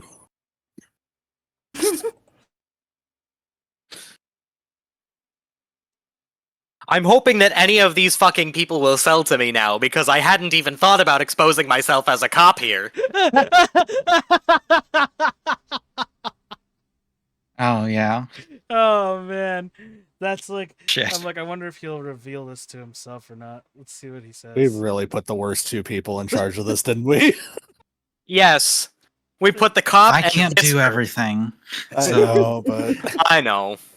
Put the cop, the child, and the fucking sand shark all in the same party. Yes.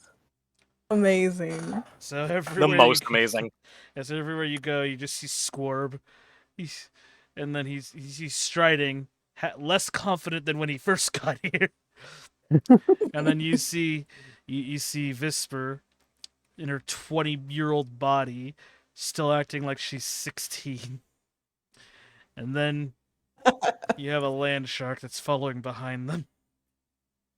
Yep. Not The doing a perfect whole lot. bodyguard. It's just there.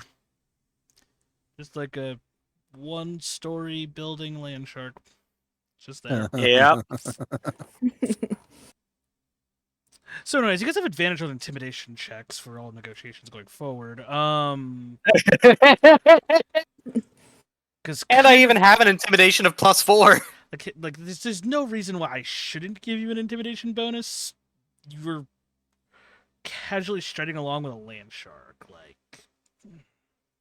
Yeah. No, that's totally fair. Like, So, I so think you gotta first we summon should find- potions, or do you want to get eaten by my land shark? So, Yeah. you know what I mean? Like, exactly. Speaking of, I think we should probably start with an apothecary.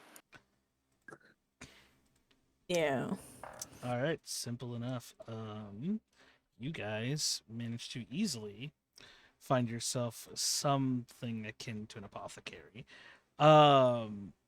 It's got a simple little sign that looks like a jug or a jar with a stick sticking out of it, and like a little billow of smoke coming out of it as like its placard. And Mhm. as you step inside, the first thing you get is this wave of intense olfactory senses just getting overloaded.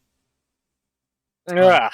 Everything from like various kinds of incenses to something you don't want to know what is being made, and It's all. yeah, to like burning sage, like it's just a menagerie for the senses. Like it's a lot to take in at once.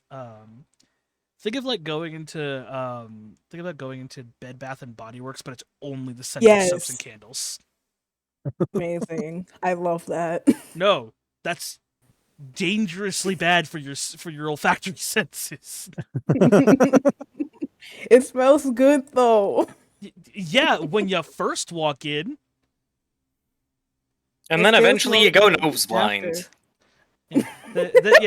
Then you go in and you're like, oh great, I can't see anything now. Like, yeah, this, but my sinuses never been clear. It's like going to an Abercrombie and Finch and like realizing, oh god, not only do I feel smug, I feel like smug and like I just got doused by a spray can of cologne.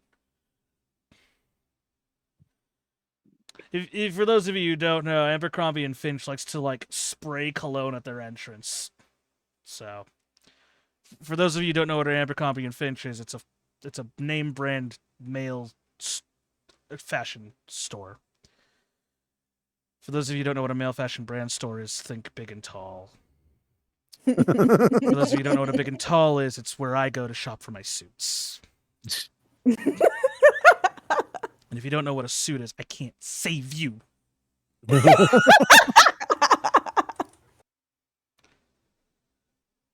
So what kind of potions are you looking for? We're just looking for healing potions, I think. Yeah. All right, cool. So- Healing potions and maybe spare antitoxins. Awesome. So you guys kind of like once the initial wave of intense scent like washes over you, you kind of just like, oh, okay. you see, you see in the center is this cauldron that is bubbling over. And you see just all around you these various like hanging herbs and spices, racks adorned with various shaped bottles filled with random colored concoctions. At one point, you could pretty much at one point you thought one of the concoctions like burbled and like emitted a sound. And as you kind of look around, you don't see anybody like manning anything in here. Squarble's gonna call out, "Hello, anyone here?" Uh, I would do the same. got what? Who? And from behind a counter, you see a bedraggled and scruffy-looking young man. His hair is frayed in all bits and ends. He has a piece of paper stuck to his cheek as his spectacles are tilted, like just completely off his face. Like he's got one lens over his eye right now. As he steps up, he goes, hello, and he like he like slaps himself and begins to adjust his glasses before he feels the piece of paper, and then he goes, "What is it?" Oh, okay, and he just kind of puts that back on the counter. Welcome to my my shop. How can I help you? The way he he stands he stands maybe no more than like 5'6", 5'5" at the lowest. You can tell he's very thin because his coat that he wears is like completely like it looks heavy on him, and one of the shoulders of the coat is just draping off of him, revealing his rather frail figure. But he looks like he's healthy as for somebody of his height and weight and size and all that. He just looks like he just woke up, honestly. Yes.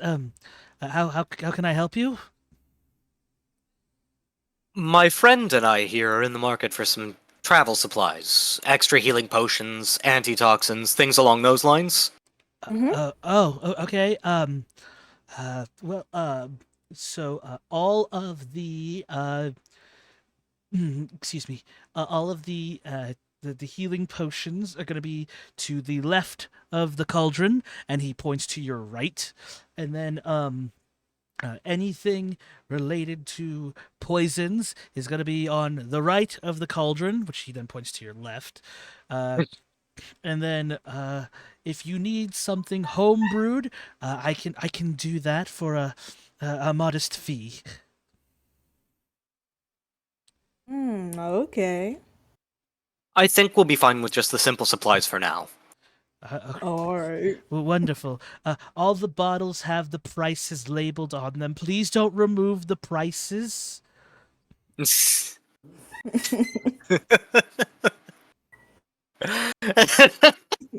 What's this? No price? I think this is free. Thank you. No! I've heard that so many times in my life. Didn't scan, must be free. Working in the produce section at Walmart, that was the most obnoxious fucking thing to hear. These bananas have no prices. Sir, the entire box has the price. Just look at your feet, where your child is. He's currently dying of an allergic reaction because they're near the flowers. Anywho. So what do you look at first? I guess we'll look at the well, I'll let Lumi pick. We can go and look at the potions and stuff. Like the health potions? Yeah, the health ones, not the poisons, even though I will be eyeing the poisons, so. If you've got money, it's yours to spend. I can't stop you. It was at that moment Violet's heart thumped once when she felt the disturbance of the Force. It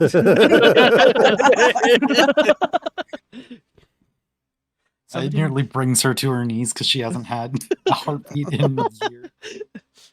It's like that episode of Fairly Odd Parents where like somebody like you broke Vicky's heart and then somebody goes ah! And he just falls to the ground. Like, damn. All right, cool. So you guys look over the potions. So there's a myriad of different colored potions and different sized potion bottles. Each one of them has like a small little like a bit of twine with a written like tag with a price on it.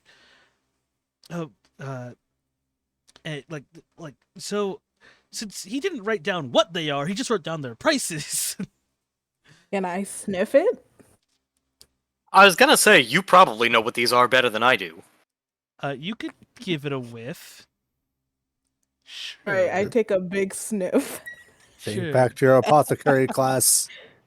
Yeah, go ahead. Think back to your apothecary lessons that Greckleton III, the royal apothecarian, was teaching you.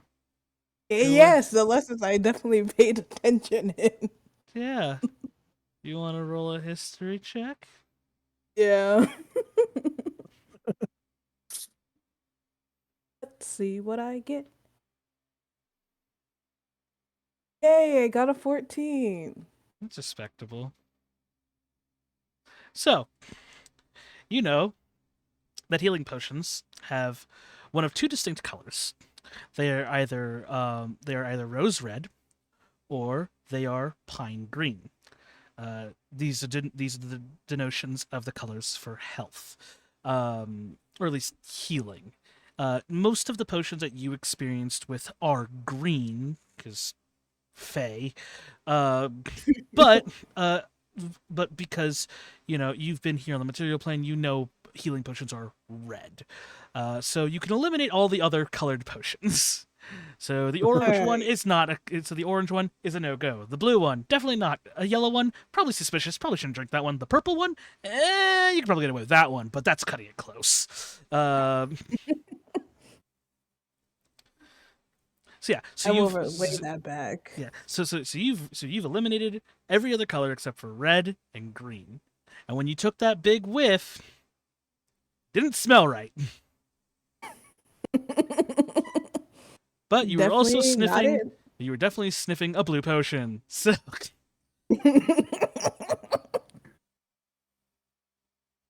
It took a minute to load, like, wait, I forgot. I had lessons in this. meanwhile, back at the Feywild, Greckleton, what's going on? I feel proud for a moment. Don't know why. Panning back to the material plane. Huh. I should have paid more attention in class.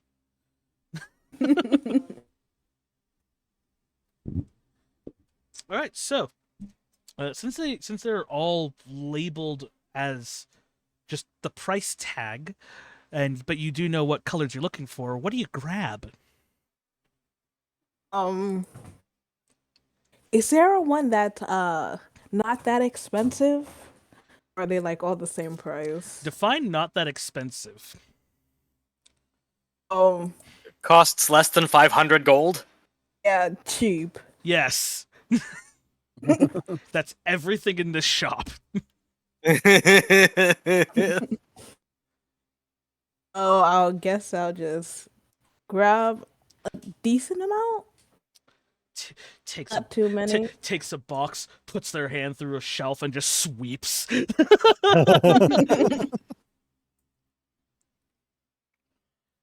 Okay. Yeah. Like I said, they come in various sizes. They come in various bottles. Do you take small ones? Do you take medium-sized ones? Do you take the overly large ones? Do you take ones that look like pomegranate juice bottles? Do you take ones that look like they belong on a fruit stand? Do you take the ones that look like they came out of Harry Potter, or do you take the ones that look like they were made in a Jeez. lab? Oh, This guy has no That's so uniformity. many. This guy has no uniformity. Let's go for the medium ones, I guess. Yeah, sure. Cool. So as you pull off these potions, how many do you grab?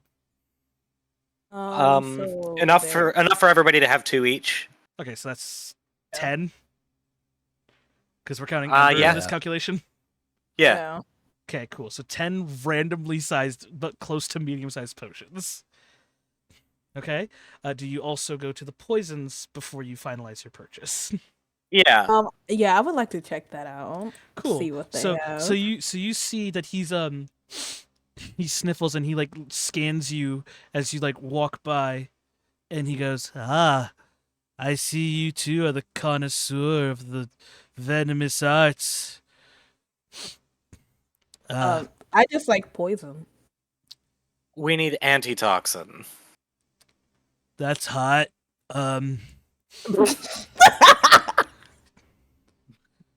Huh? I'm so confused.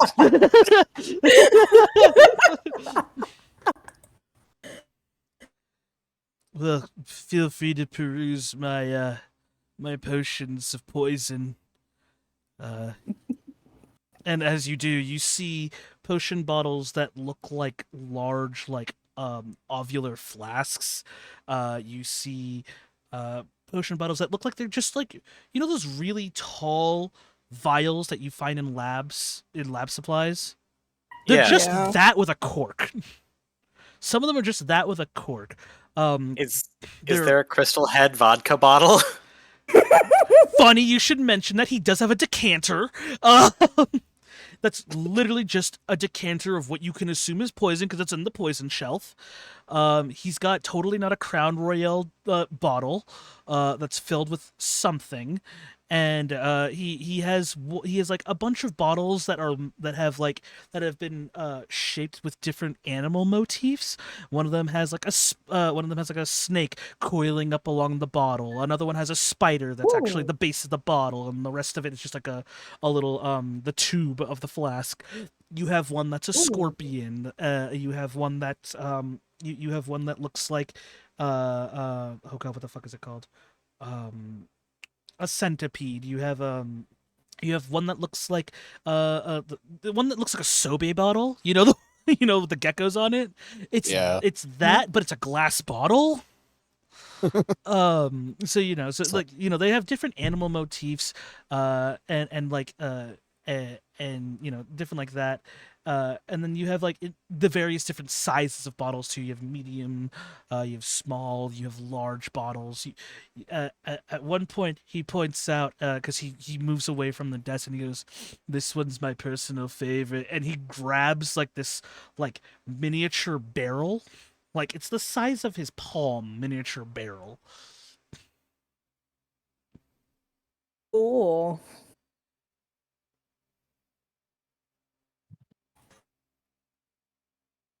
You've certainly got quite the collection.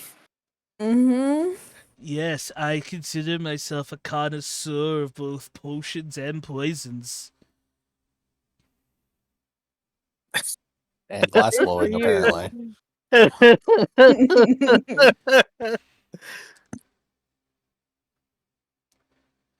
I guess you Great. can I'm say. sorry, his voice is just so funny. I know. I know. I guess you can say I'm somewhat of a sommelier of the alchemical fashion.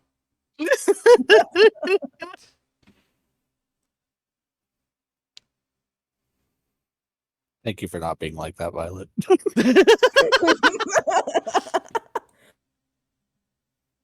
Poisons are tools. And toys. Not really. They can be both in the right hands if you catch my drift. Jesus, nope, that's Oh enough. my god. So yeah, no, we'd like to purchase antitoxins and these health potions, please. Yes, please. Are you sure I can't convince you to buy this barrel of poison? No, thank you. Hang on, what is it? It's a little barrel, like it's the same barrel that he had, the one that he said was his favorite. It's literally like you know the old monkey in a barrel, monkeys in a barrel. Yeah, yeah. Mhm. It's literally the size of that. But it's Yeah? like, but it's a bright green barrel with like steel with steel riveting and stuff to kind of seal it. It looks like a casket, and it has just a symbol. It has the typical like skull and crossbones symbol of this is definitely poison. Is it just like a tiny version of the poison barrels from Divinity? Yes. And he goes, all you have to do is just shake it and throw.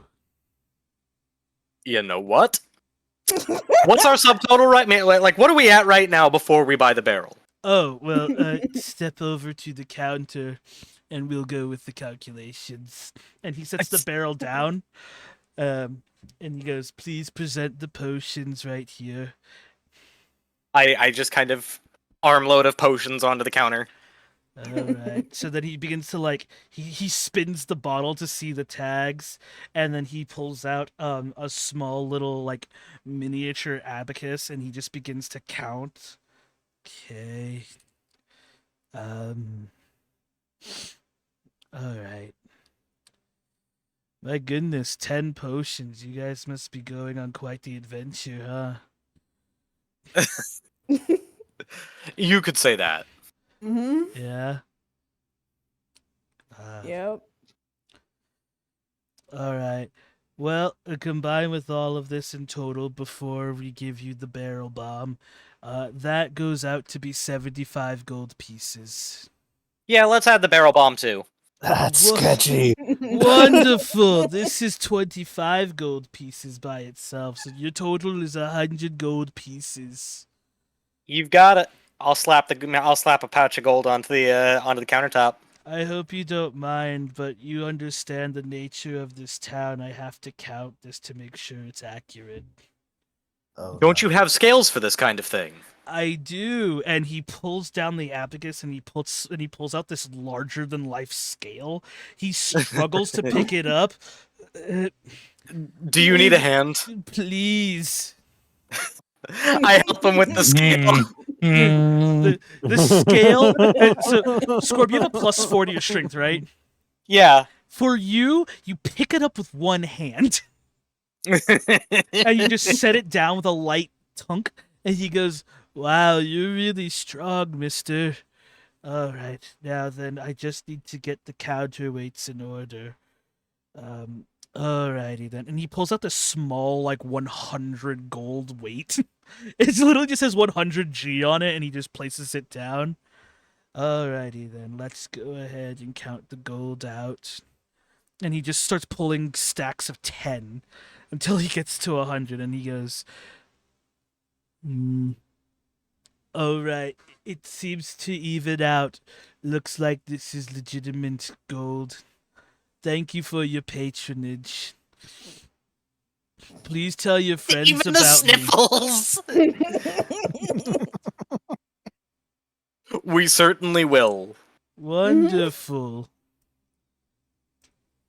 I am so concerned about these potions. Please add that Especially you that poison. so please go ahead and add that you have gotten 10 superior ? Healing potions. Yeah, wait a minute. Superior? How many? 10 superior potions for 75 gold? That's so sketch. Sorry, just for the record, a normal ass healing potion is 50 gold. A single one. Yes, I'm aware. Well, Just so that everyone watching and in the room is aware of that. Yes. Superior is normally. It doesn't say. Superior is normally 250 gold pieces. I see. The cost is not in the thing. Yep. cool. Hmm. Nothing suspicious at all. Happy, we got a steal. Sure you did. Violet, I feel like something terrible has happened.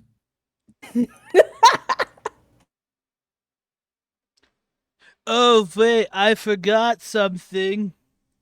And he What? and What? he like catches you as you leave his store, and he sees Bobbin, and he goes, "Oh sweet merciful Joseph Jesus." Jesus is real? Who's Jesus? Oh, he's a friend of mine from alchemical school. He was a very prominent alchemist. He apparently created a resurrection potion. He didn't come back for 3 days. But you it needed worked. something? Yes, please take this, and he hands you like this placard. What's it say? It's no bigger than your Yeah. smartphone, and it's a it's a voucher. It's one of those membership cards, but it's a small little like wooden placard that says, "If you stop by my store for 10 times, then you can trade that in and you get 50% off all potions for the total purchase." Oh, it's a punch card. Nice. It's a punch card. Thank you. Thanks. I'm Yep. gonna lean over to Visper. Are we sure we just got like actual potions? I don't think so. I'm suspicious of these. I think we may have just gotten scammed. Thank you for Ew. your patronage. How long did you say you've been making potions, friend? 11 years. 11 years. What is Yes. this Alright. man's name? Find out. What did you say your name was? Thank you. My name is Harold. Oh, it is. It would be. Wait, what? His name is Harold. I don't think I get the reference. Oh no, it's just he's got a very Harold sounding voice. Oh, okay. True. Yeah. Nice to meet you, Harold. It's a pleasure to meet someone as pretty as you two. Oh. Visper is like Hey. very young. She's 20. Just to Thanks, make I sure guess. that we're not making, like... I just don't want to get caught out later, you know. How long ago did you make these? And he grabs one of the potions and he looks at it. 1 year ago to the date. Are they Oh, are they still good, or are they expired? Potions don't expire. I wouldn't know. I think they do. I'm pretty sure they do. Oh, I think we just got scammed. I think we just bought a bunch of potions that have expired. Oh god. Oh. What's your Shit. return policy? His face he takes his sleeve and then he swipes his face. No refunds. All purchases Oh. are final. Gosh darn it. Squarb's gonna just kind of pat the bullet. Oh yes, we got Bobbit. Bobbit, do your thing. Animal handling. You still haven't properly trained this mount of yours. Bobbit, growl. Bobbit used growl. The shopkeeper's defense dropped.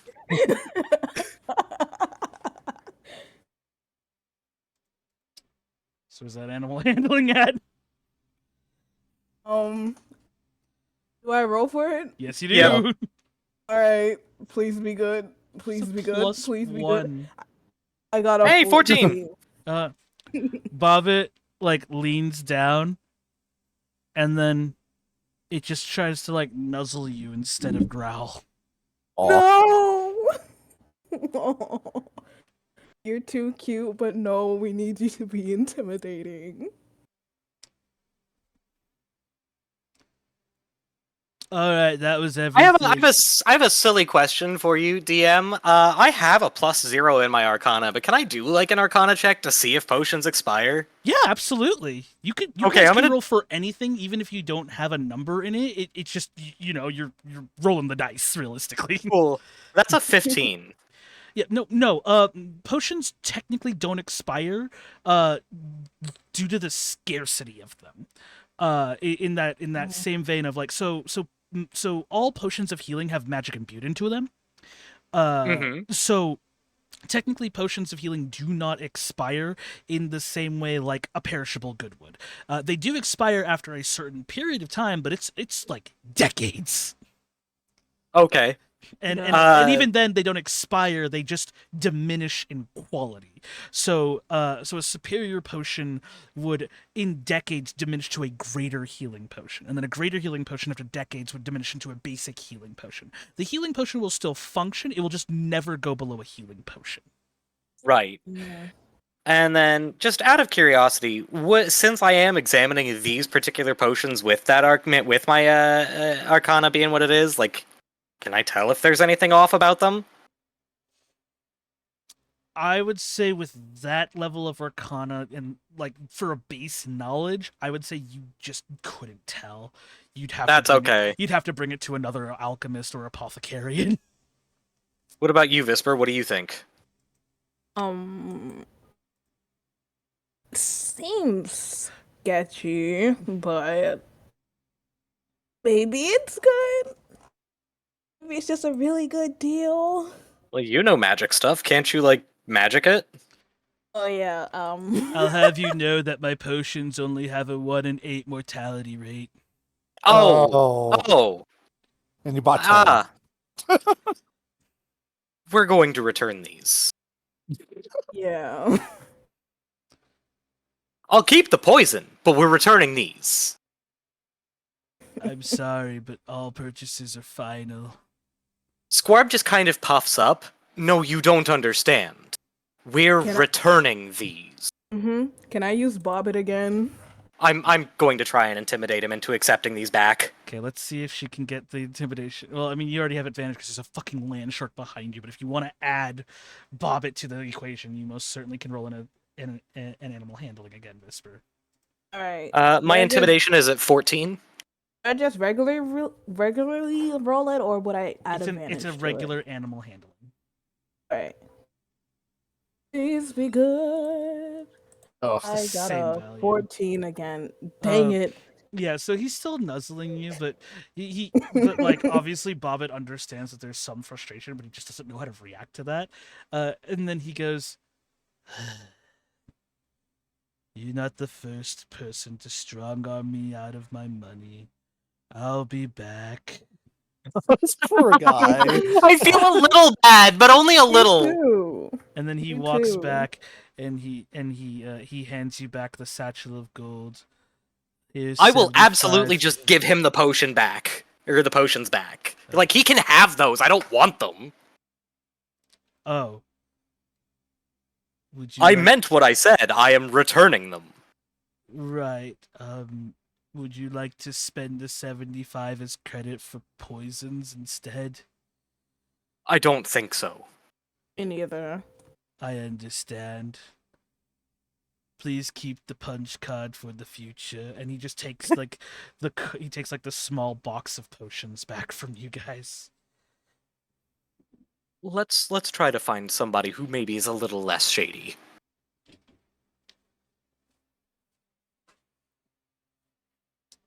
Ah, damn. Yeah. I gotta go. It's okay. Harold's about the best voice I got for the rest of the day. That's okay. This is probably a pretty good time for us to stop anyway. It's a pretty good Yeah. stopping point, yeah. Almost got scammed. Woo! And we maybe did a little bit. Can you give me the details for that potion bomb? Oh, Or that poison bomb? the poison barrel bomb? Yeah. I'll give you the deets. I'll give you the deets in a bit. Yeah, no rush on that. Yeah, let me pull it up real fast. Okay. Let me see if I can find it. I built it a while ago. Because I think I did. That or I stole it from like a DM binder thing. Wouldn't surprise me.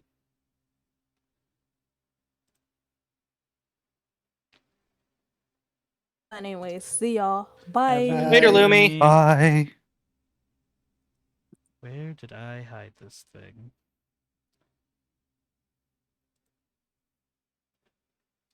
I had fun as Harold. I mean, I had fun with Harold. You just remind me of the Rocco's Modern Life, the Right, turtle. I That don't was remember his that name. was the inspiration. Yeah. I'm figured. like, I don't remember this turtle's name, but I do know I want his voice right now. Okay, so it might be in another folder. But effectively, what it works, effectively, here's how it works. You spend you spend a bonus action prepping it, and then you throw it as an action. The barrel produces a 20-foot radius explosion that deals acid damage. Cool. And then the acid damage is 2d8. And then Cool. they can make a dexterity saving throw to reduce it to half. Could you DM that to me, please? I will DM it to you as soon as I finish recreating it. No rush. I'm going to go ahead and go. Thank you very much for the game today. Everybody have a wonderful rest of your day. Absolutely. Bye. Bye. Alrighty, so let me go ahead and stop the stream. Yeah. I was like, oh wait, I should you probably were